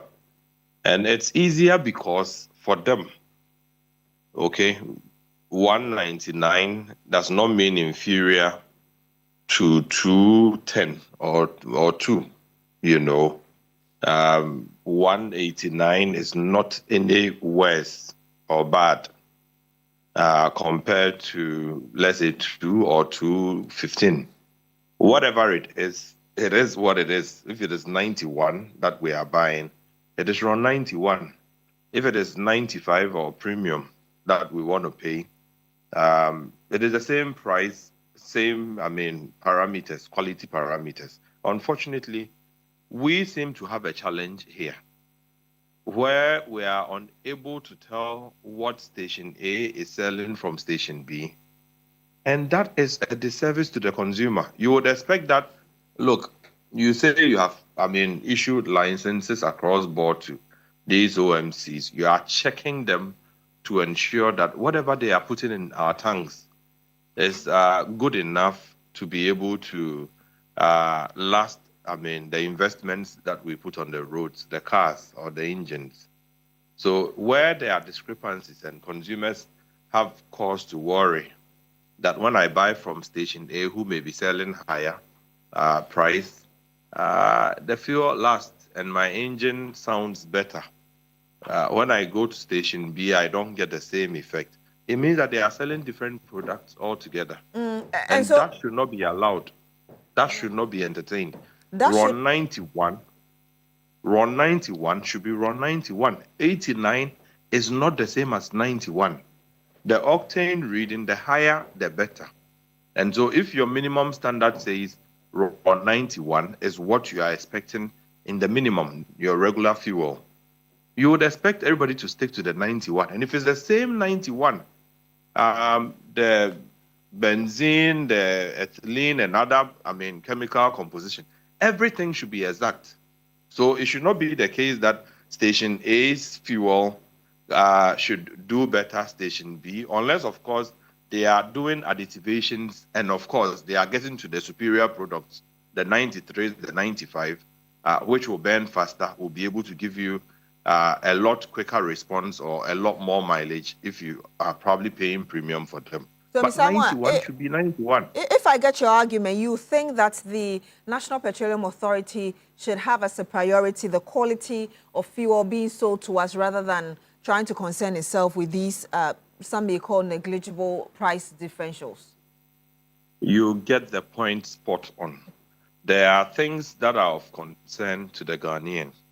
I would want to be able to close my eyes. I see a fuel station, I smile, drive to the station, get fuel. Whether I'm a trotro driver, Uber driver, or I'm a teacher going to work, I need fuel to power my vehicle. I should be able to walk to any station, believing that Ghana Standards Authority have gone to inspect, the standards that they themselves have set.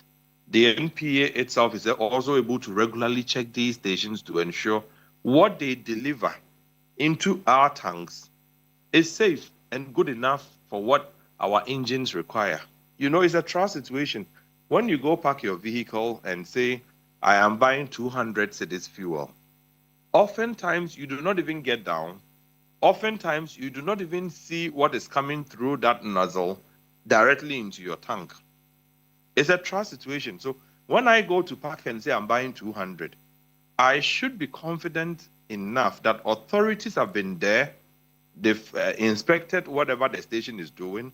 They've inspected the quality of the products that is being delivered to me. If I am able to get this assurance done, then it would not matter whether somebody is selling to me at, let's say, like 10, like your earlier speaker had said, or somebody is doing 10.2, somebody is doing 10.3. At that point, then it becomes a question of rational choices being made. Would I want to go to, let's say, Medina to get 10 when Liberation Road is doing, let's say, 10.22 or 10.3? I would have to make those decisions as to whether I will go a few miles further off to buy fuel because I probably am getting it a bit cheaper there. And again, the price selectivity is a marketing tool that some of the OMCs will also adapt in order that they are even able to stay in business. Like I have said elsewhere, if you are just in a stretch with some of the well-established brands, okay, you are a new brand. If you are pricing at par with those established brands, chances are that you will not get even, I don't know, you will not get one sale done because the well-established brands are known. Okay, over the years, they've been there. It might not necessarily be because they are serving superior quality or better quality. It might just be because people know them, right? So they use the price selectivity sometimes just to be able to say, okay, I'm also here. If you come to buy from me, I can even give you 2 pesos, per liter. So the more liters you buy, the more savings you're able to make from me. My margin on the product could have been 20 pesos. I am only looking for 15 or 10. So I'm able to give you a little more efficient prices. I do not think that we should be getting involved with prices in an open market or a free market situation the way we are going. Let me come to you before I get back to the Chief Executive Officer of the MPA, Edujita Maklo, who will be joining us very quickly, just to clarify really the position of the MPA. But Mr. Moa, if I get your argument, then what do you say about this LI 2186, which actually talks about uniformity principle, something that the MPA is supposed to be implementing across OMCs nationwide? Let me explain what brought about some of those laws. In fact, within the downstream space, there's been a lot of brainstorming and thinking. There was this issue called the UPPF, the Unified Petroleum Price Fund, which is one of the tax components on fuel, it was simply slapped on there so that the person in Bumpurugu Yoyo is not worse off than the person in Tema, because the fuel depots are concentrated in Tema.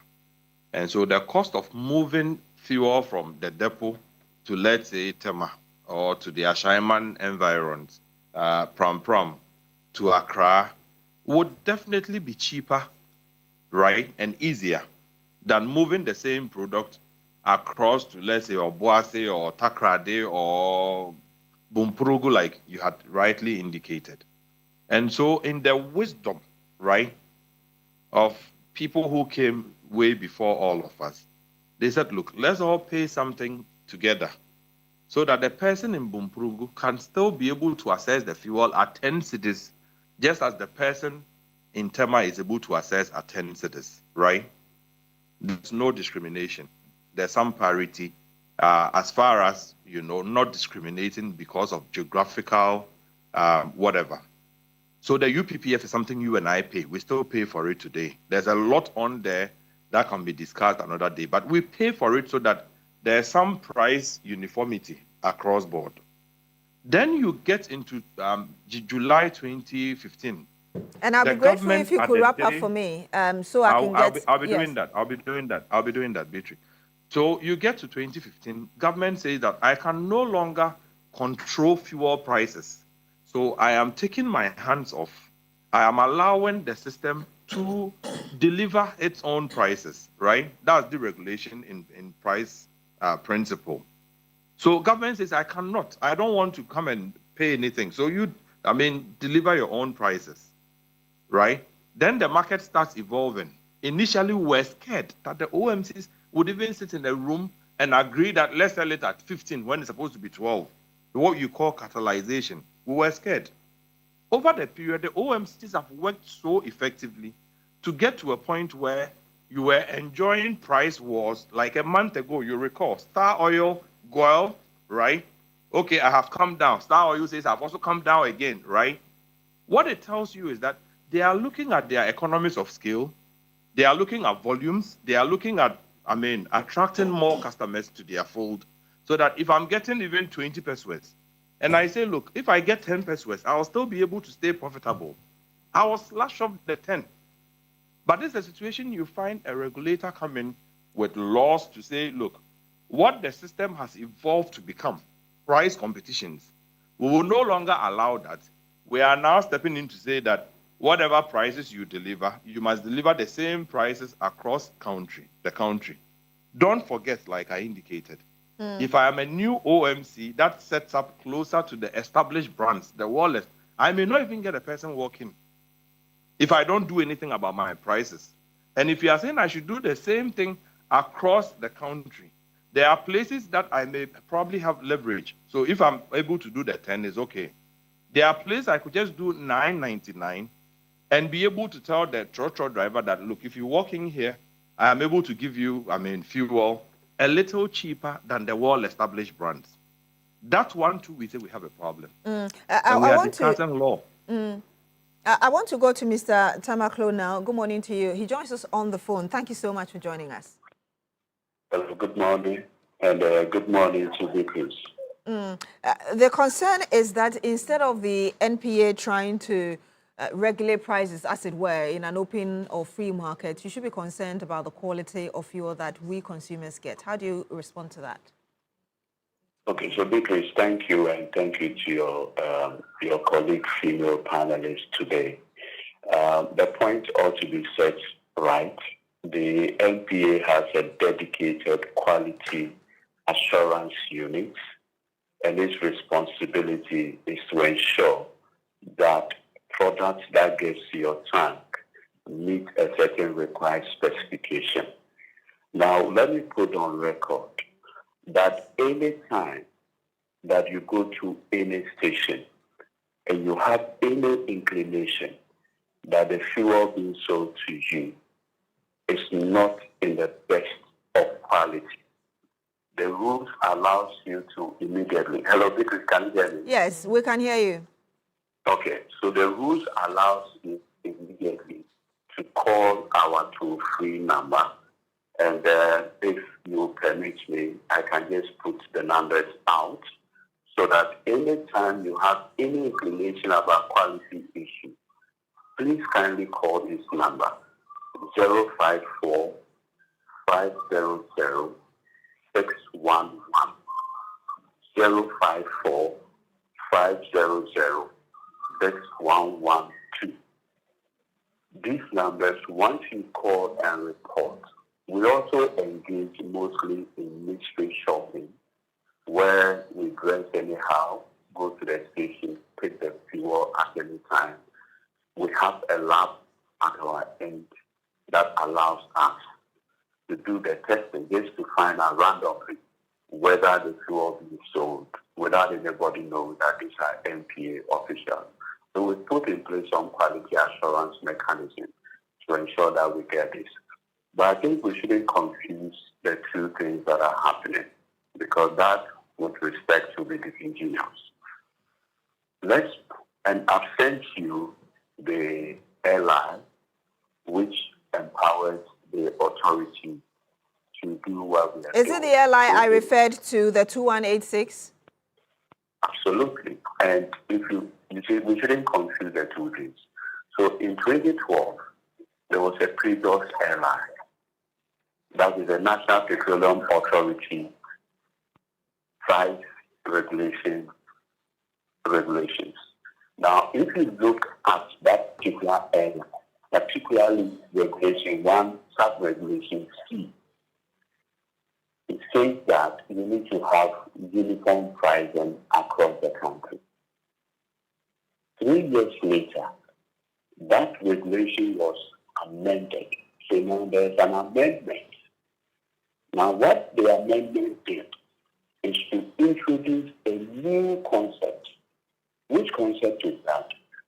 If you pick Beatrice and Daughters Limited or Beatrice and Sons Limited as an OMC, within that particular OMC, it cannot be selling at different prices. That is all that NPA is saying. NPA is saying that if you pick OMC so and so, you cannot on your own, contrary to the airline, sit in your office and say, I have 120 outlets. You geographically select a few of these outlets and say, I will sell, quote unquote, discounted prices there. And mostly, your own outlets that are in rural communities, you'll be selling higher prices to those in rural communities. And without saying that, the law does not permit you to do that. 2, you see, business people and what have you go into dealership and sponsorship agreements with these OMCs. Now, if you have a situation where you select only few of your stations and sell higher, and the rest, you say, okay, this is my general price for all of you, but this one, I'm reducing the price. So within that same OMC, the business people who have the dealership have issued reports and complaints to the authority that it creates unfair pricing for them, because they are also running their business. So the regulator is not in, quote unquote, to support, say, one OMC against all others. Our principle as an authority is to be fair to all the players. So what we are simply saying is that if they are OMC B, don't sell below our price floor. Now, regardless of how you want to sell, be it the price floor or above it, make sure that within all your outlets, that is the price amongst them. And because with a true permission, can you kindly just read regulation, sub-regulation C? I've seen that. Yes, I've seen that. And I was going to ask you a question on that. It says, so the C says, ensuring that the ex-pump prices of petroleum products from each oil marketing company and liquefied petroleum gas marketing company are the same at their respective retail outlets throughout the country. So this was my question.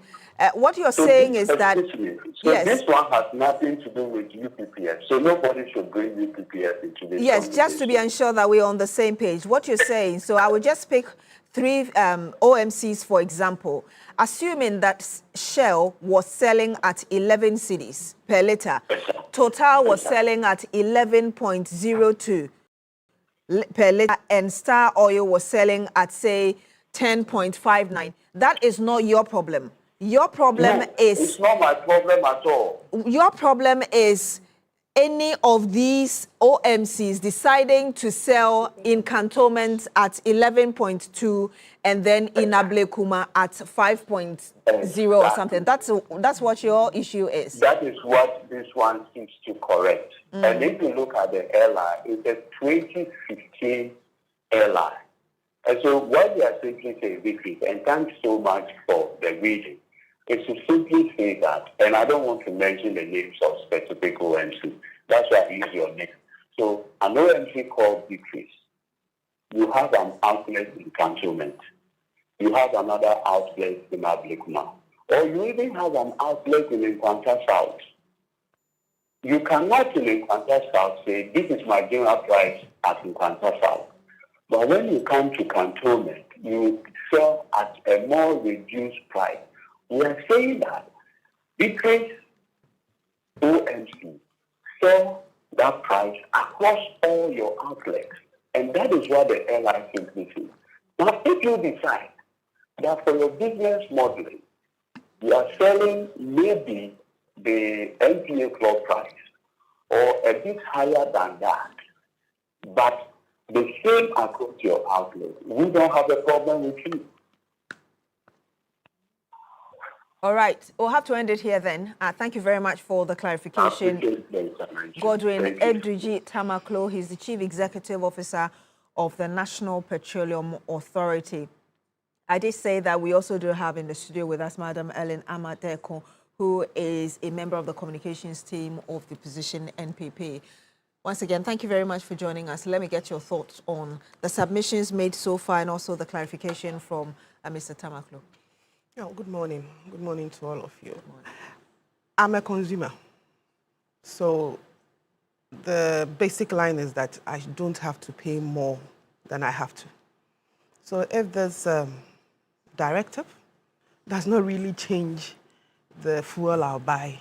It's just to direct, according to the CEO, is to direct them on how they should price, and it's already in the airline, which they know. I don't think I see any problem yet with it because it hasn't changed my where I buy my fuel. It hasn't changed the price. I still get the quantity for what I buy. I get the quality for what I buy. So I really do not understand the brouhaha about it.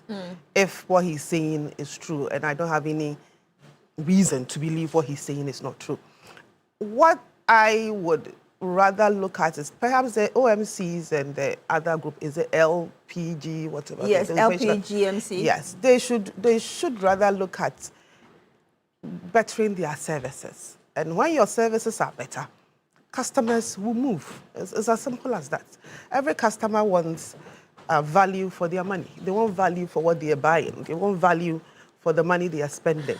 So if you're in competition and you have to give us the best value, when I was coming in, I wasn't too clear about exactly what they meant. So it's good that the AGG came to explain. Because I think if you are going to out there was that it was targeting certain OMCs. Not necessarily that, but if you're going to give us a flat rate for everybody, that's not fair.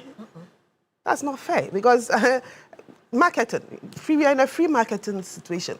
If I think I can sell my product slightly lower and get more customers, there's nothing wrong with it. It's different if I am actually selling it extremely low than everybody on the market because maybe I've gotten illegal goods or I've gotten some extra something. That is a different matter.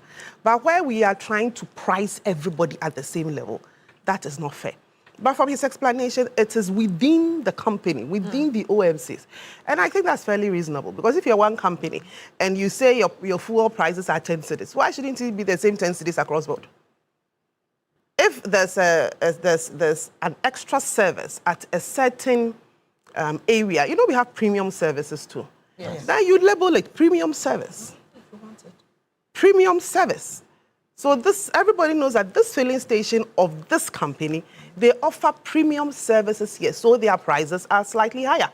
It's just a matter of proper labeling, proper marketing. Does it matter to you, for instance, that you go to a filling station, they want to wipe your windscreen, sometimes they want to check the quality of your oil or the level? But they ask you before they do it. Yeah.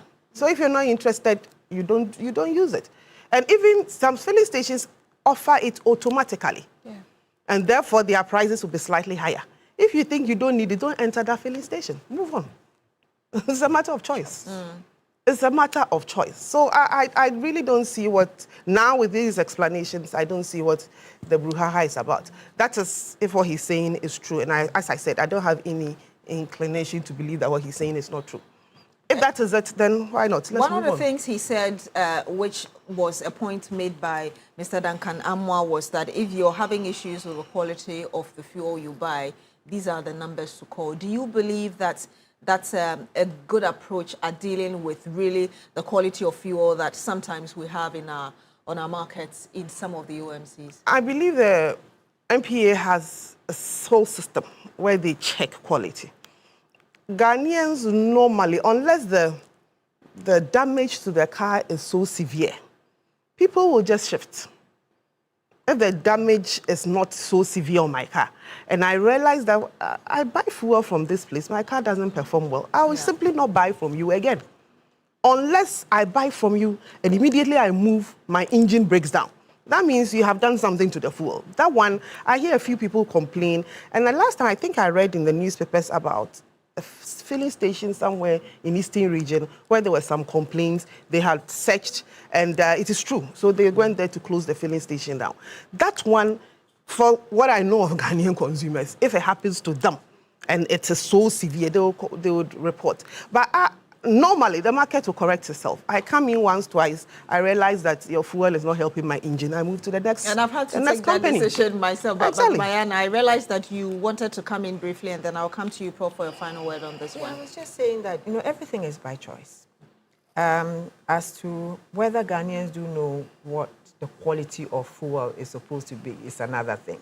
I don't think we've been educated on how to differentiate between bad fuel and quality fuel, except for the sound of your engine and then the way the car is moving.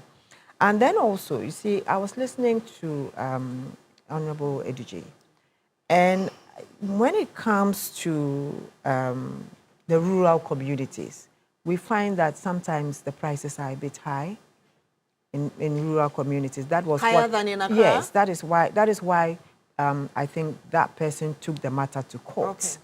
And the reasons are that we have bad roads. You keep hearing of accidents on our roads and all that. So even delivering the fuel to those areas is at great risk.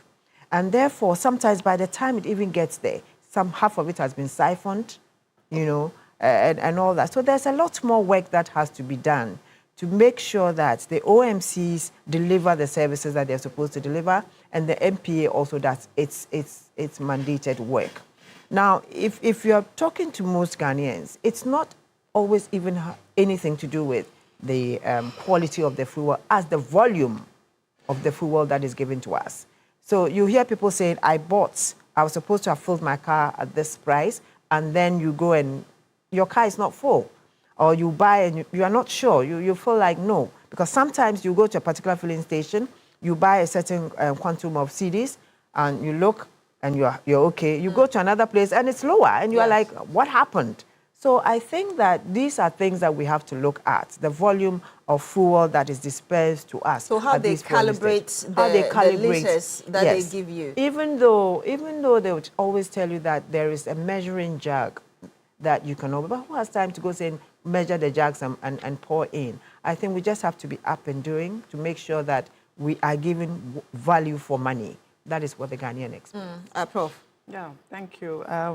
Like I indicated, that the directive is to protect the public or to protect the consumer, as he indicated. This is not as initially we all thought, but it's about a specific station that you cannot vary your price. And as other speakers also indicated, in the rural areas, of course, there are situations where, because of probably the location and also the station maybe feels that is the only station available and want to take advantage of that to increase the price above the normal price.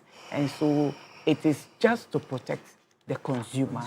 So consumers at different locations are not disadvantaged because of where they find themselves, but they all have that fair benefit of buying at the same price for a specific station. And then also talking about quality, I think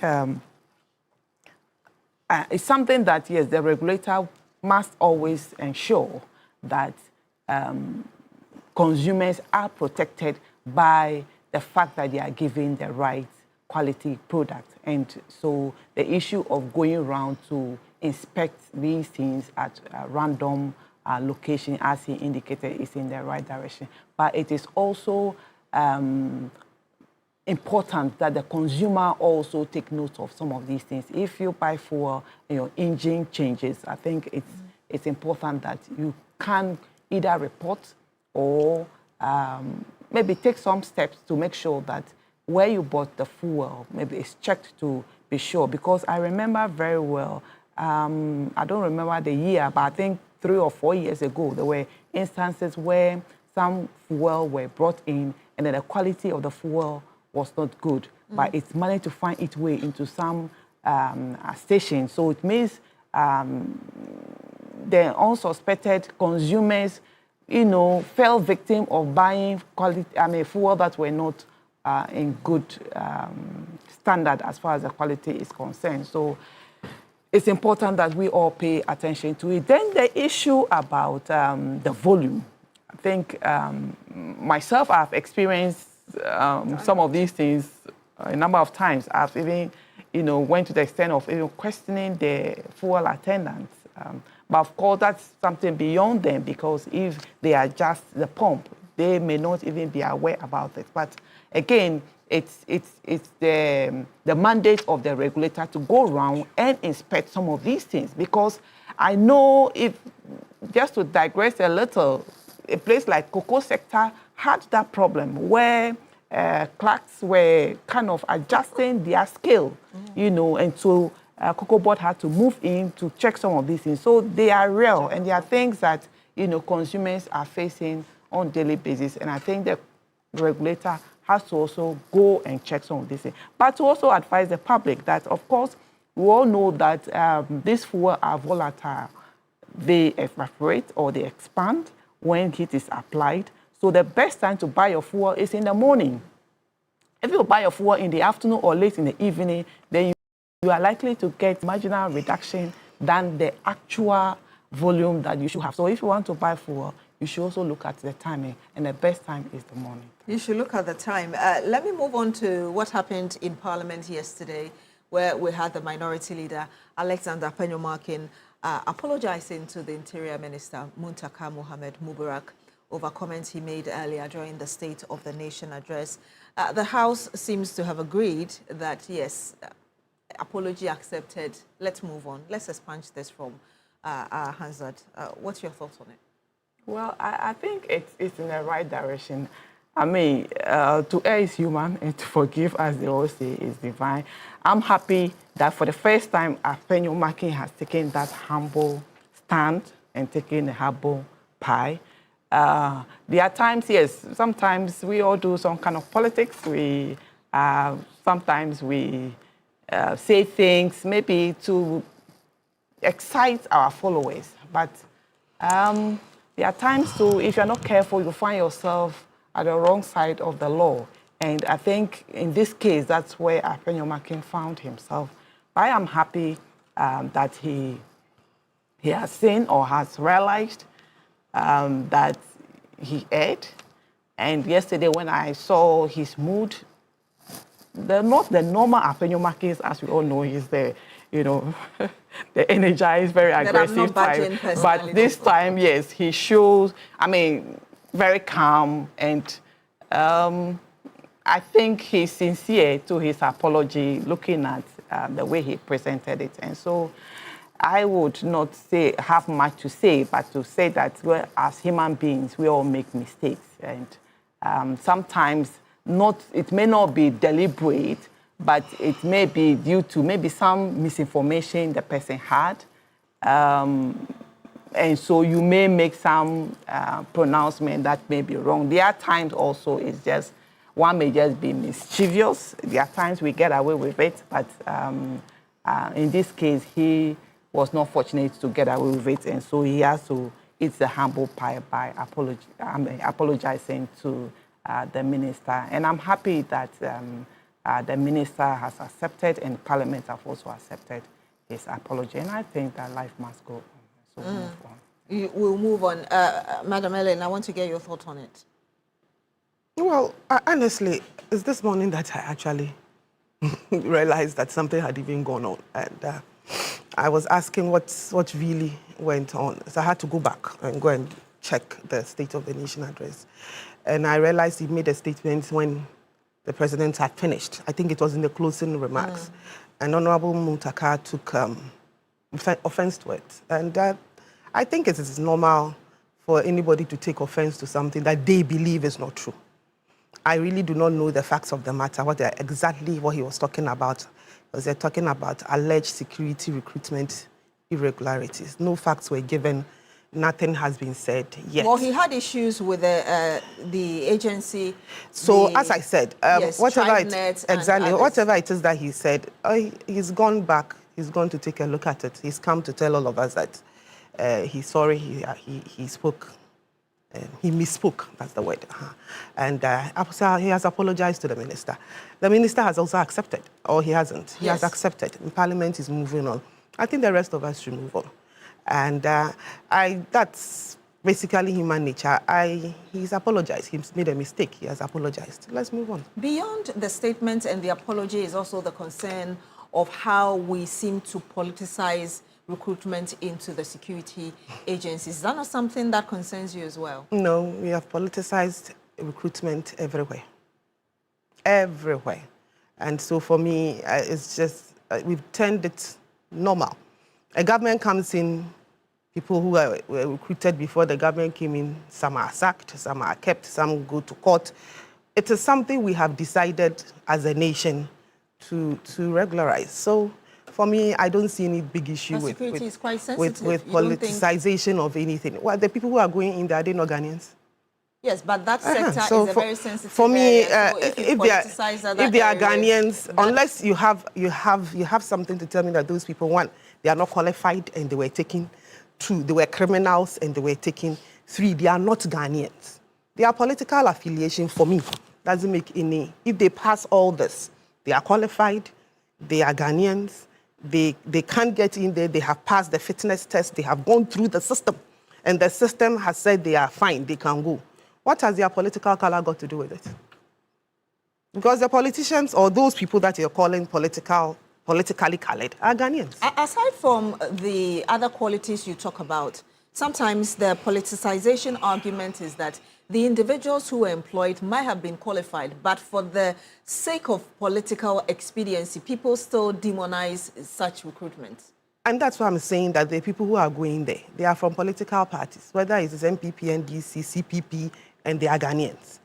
Our worry should be that if it's because of the politics, if because of the people who are sending them there, or the people who are advancing their cause, because they are criminals, or because they don't make the cut, but they get in there because they have political godfathers. That's why our problem should be. That is why I think our problem should be that somebody gets into the security services because I know the MP brought me, or whatever it is, but I was not properly taken through the system.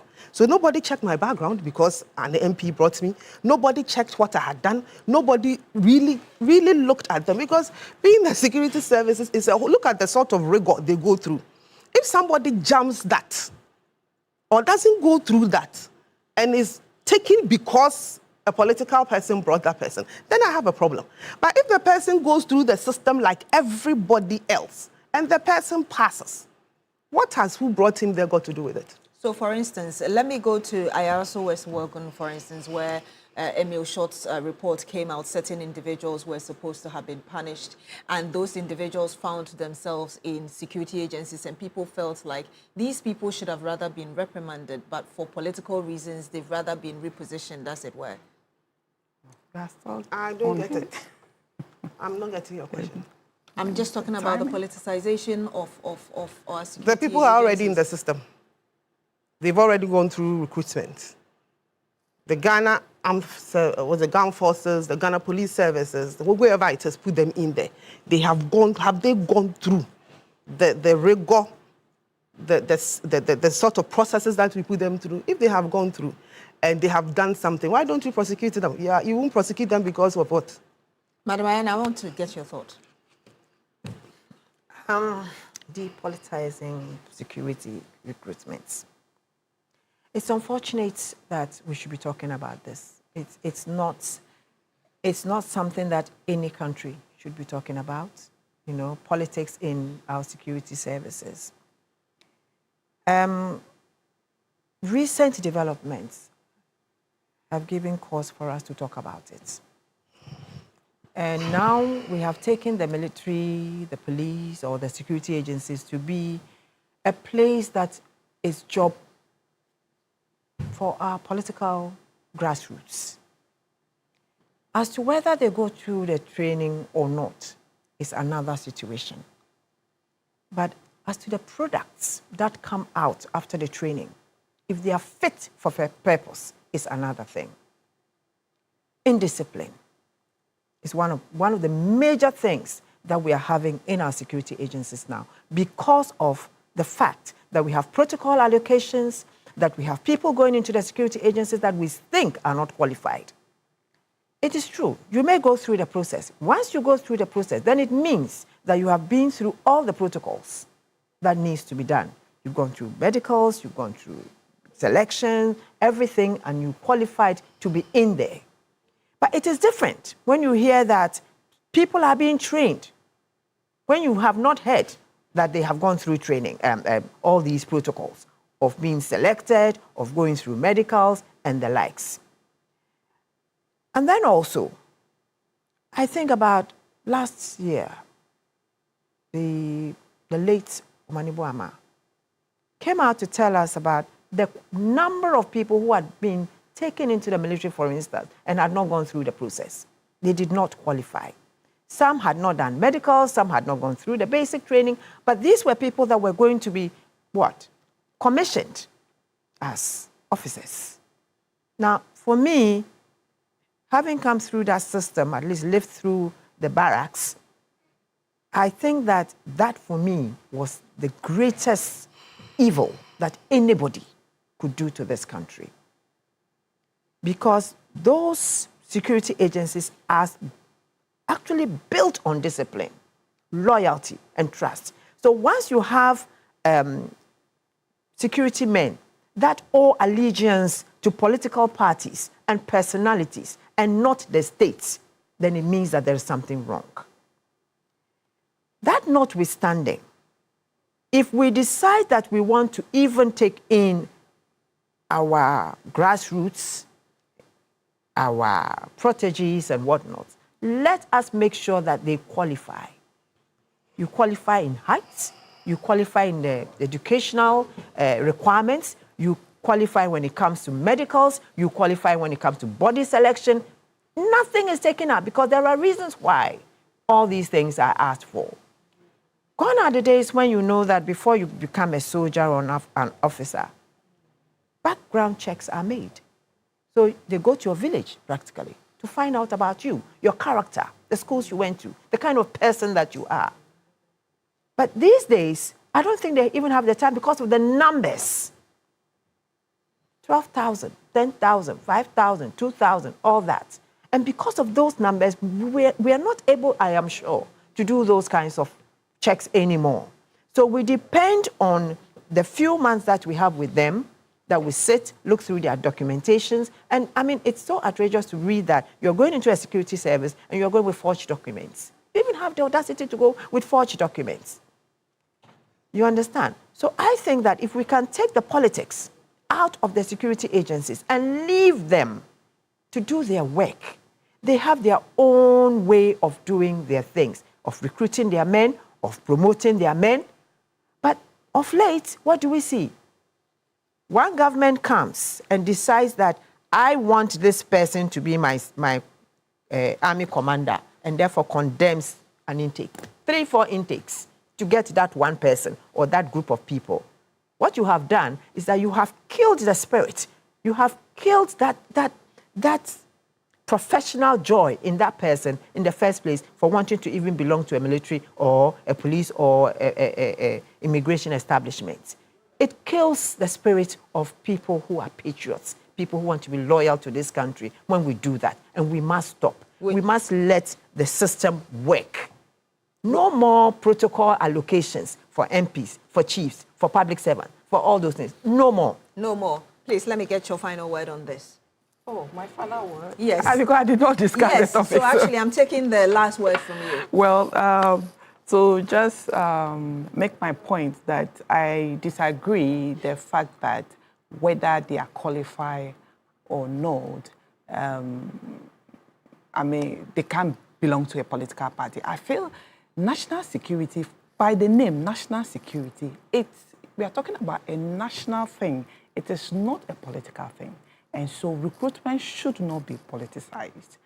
The fact that whether the person is qualified or not, I think it will be a timing bomb if we try to politicize recruitment into the security agencies. Do I hear, the point she made was they are all Ghanaians. They are all Ghanaians. I hear you say that as long as you have a political color, you should not be allowed in? No, what I'm saying is that you should not say that because they are all Ghanaians and so recruitment should be politicized. I disagree completely. I mean, over the years, there are instances where, of course, we talk about protocols and some political party, depending on the party that is in government, you do not even hear about recruitment. I think over the years, for some time now, we never really heard about recruitment until somewhere last year. Recruiters are always put in the newspapers. I think they have demonstrated that we want to encourage transparency. As we said, when we encourage politicization of recruitment, it's a timing bomb because we are talking about national security. Loyalty is important. And we all know if somebody is recruited there based on political affiliation, the person will be loyal to a particular government, which is not in the interest of Ghanaians, because as a military officer or as a security officer in any of the agencies, you should be loyal to the nation and not loyal to a particular political party. So I completely disagree with politicization of our security agencies' recruitment. And NDC, and for that matter, His Excellency John Dramani Mahama's government have demonstrated that for a very long time, we never heard about recruitment. It was open to everybody. Everybody who was qualified and willing to be recruited into any agencies. You were allowed to come and then go through the rigorous process. And so it is a true demonstration of transparency, of the fact that NDC would not politicize recruitment into national security, as we have seen over the years, where you see even old men, like we said, it was more like party loyalist. You know, it's about how loyal you are. We saw old men you will agree that the politicization police of our security agencies have been both. I mean, it's been done by both political parties. But in the recent past, it's been so bad. So bad. To the extent that, like, we gave a typical example of Ayawaso West Wagon, where somebody with such a character was recruited into, and when they traced back, we were told he was selling phone. You know, not much was done about the background, but because the person was loyal to a political party, and like I said, it is a timing bomb which we should not encourage. We might have seen it in both sides, but I think going forward, NDC had demonstrated in this new recruitment that there is no more room for politicization. Madam Ellen, just in 30 seconds, you were disagreeing with some of the points? I disagree. Every party, every government comes in and it recruits.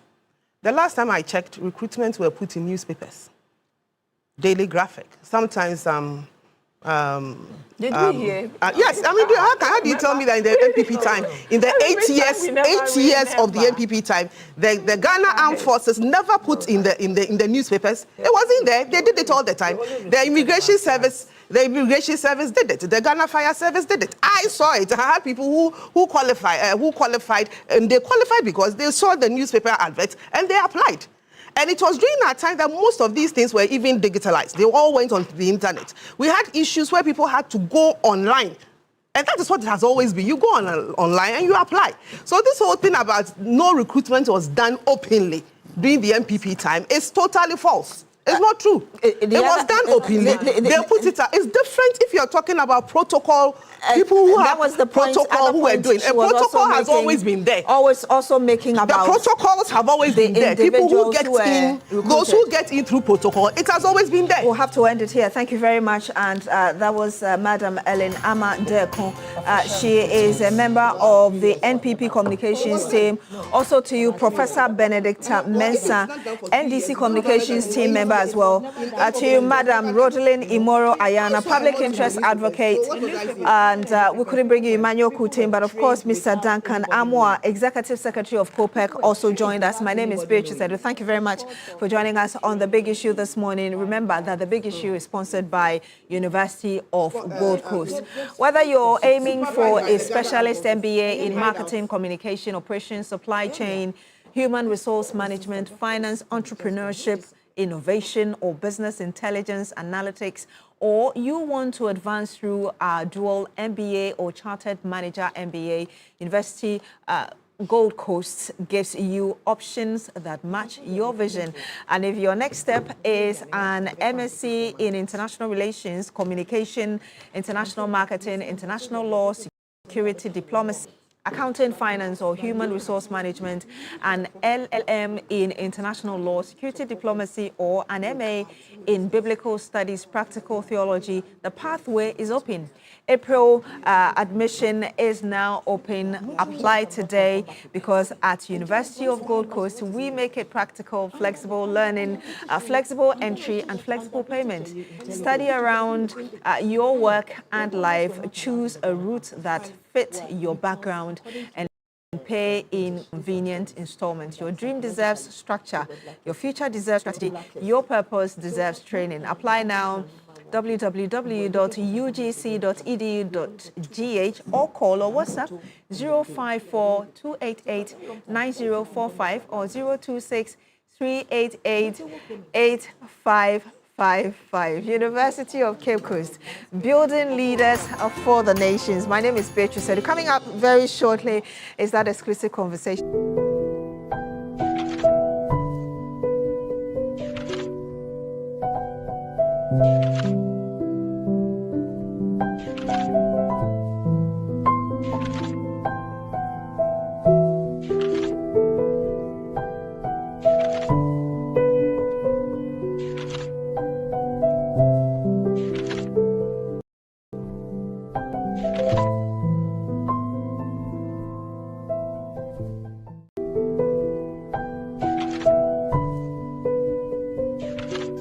Ghana City single, 5,500 Ghana City shared rooms, and 10,500 Ghana Cities couple.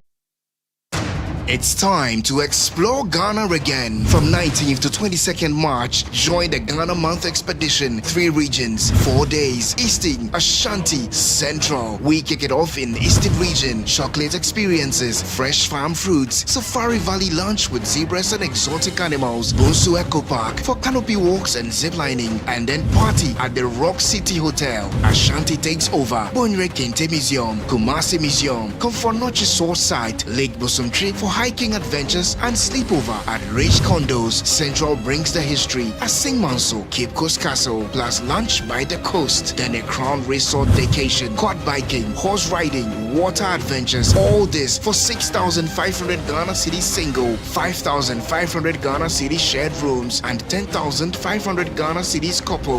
You're interested, right? Call now 0531 100927 or 0247 120 633. Ghana Month Expedition, 19th to 22nd March. Don't just watch Ghana, experience it.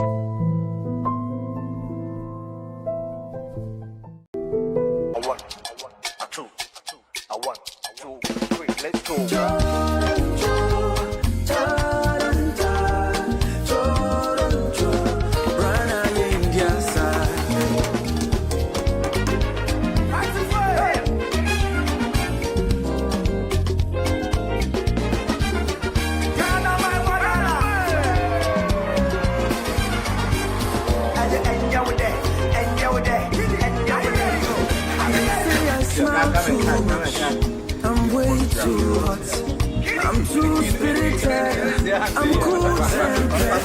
This is my chance to see you. My girls are hips, you.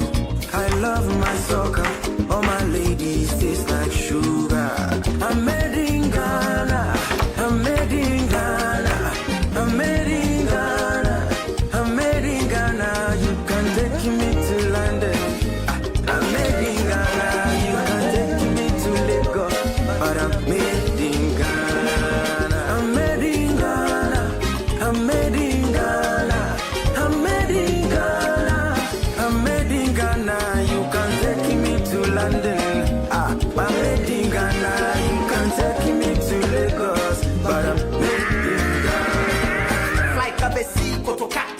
Boga unity, yeah, on the car. You can say, voice I share your temperature. Now you put on one some pocket pressure. Now still you did that. And show one show love, you be my boss who's yes, so when I treat the best, I have to some other fans for ya.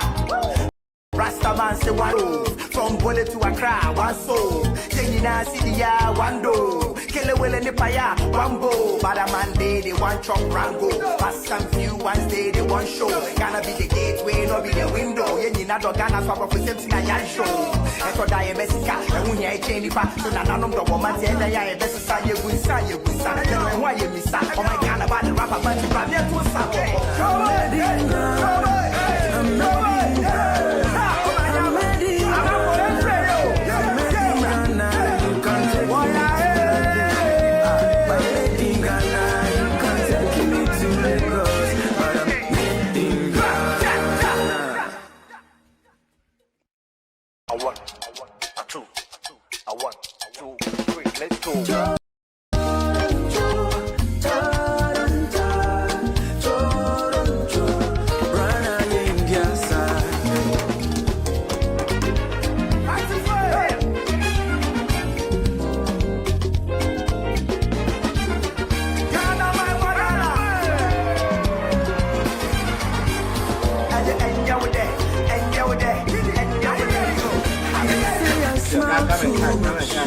I'm way too hot.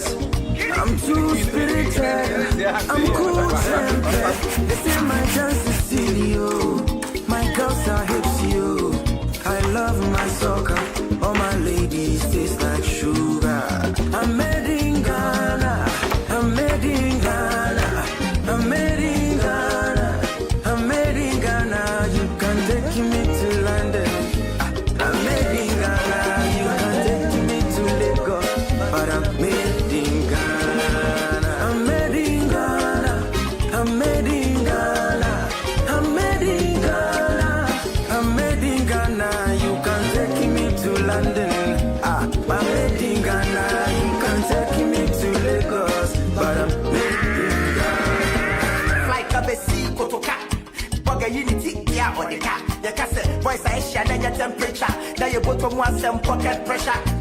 Now still you did that. And show one show love, you be man. Boss would yes, so when I treat the best, I have to some other fans for ya. Rasta man say one low. From bullet to Accra, one soul. Then you now see the one door. Kill a will in my one bow. But a man day, they want chop rango. Pass some few ones day, they want show. It's time to explore Ghana again. From 19th to 22nd March, join the Ghana Month Expedition. 3 regions, 4 days. Eastern, Ashanti, Central. We kick it off in Eastern region. Chocolate experiences, fresh farm fruits, Safari Valley lunch with zebras and exotic animals, Bonsu Eco Park for canopy walks and ziplining, and then party at the Rock City Hotel. Ashanti takes over. Bonre Kente Museum, Kumasi Museum, Komfornochi Source Site, Lake Bosomtri for hiking adventures and sleepover at Rich Condos. Central brings the history at St. Manso, Cape Coast Castle, plus lunch by the coast. Then a Crown Resort vacation, quad biking, horse riding, water adventures. All this for 6,500 Ghana Cedi single, 5,500 Ghana Cedi shared rooms, and 10,500 Ghana Cedis couple. You're interested, right? Call now 0531 100927. Especially regarding the Black Queens, some people are a little divided and confused about their safety as they are still on the Pink Ladies Tour, the 4-nation tour. They've already had 3 games. 2 games. 2 games. One more. One was supposed to be played today. No, tomorrow. Tomorrow. Yes. Okay, so what's the update on that one? Is it still going to happen? So as at now, Hong Kong have backed out of the tournament, citing security concerns. Right. And P Sports, we are aware that some sources have told us that the players of the Black Queens, some of them seek to return. Oh, wow. Because of, you know, the unrest in the region. in the region. Okay. But as of now, they are still there. They have trained. They did train yesterday.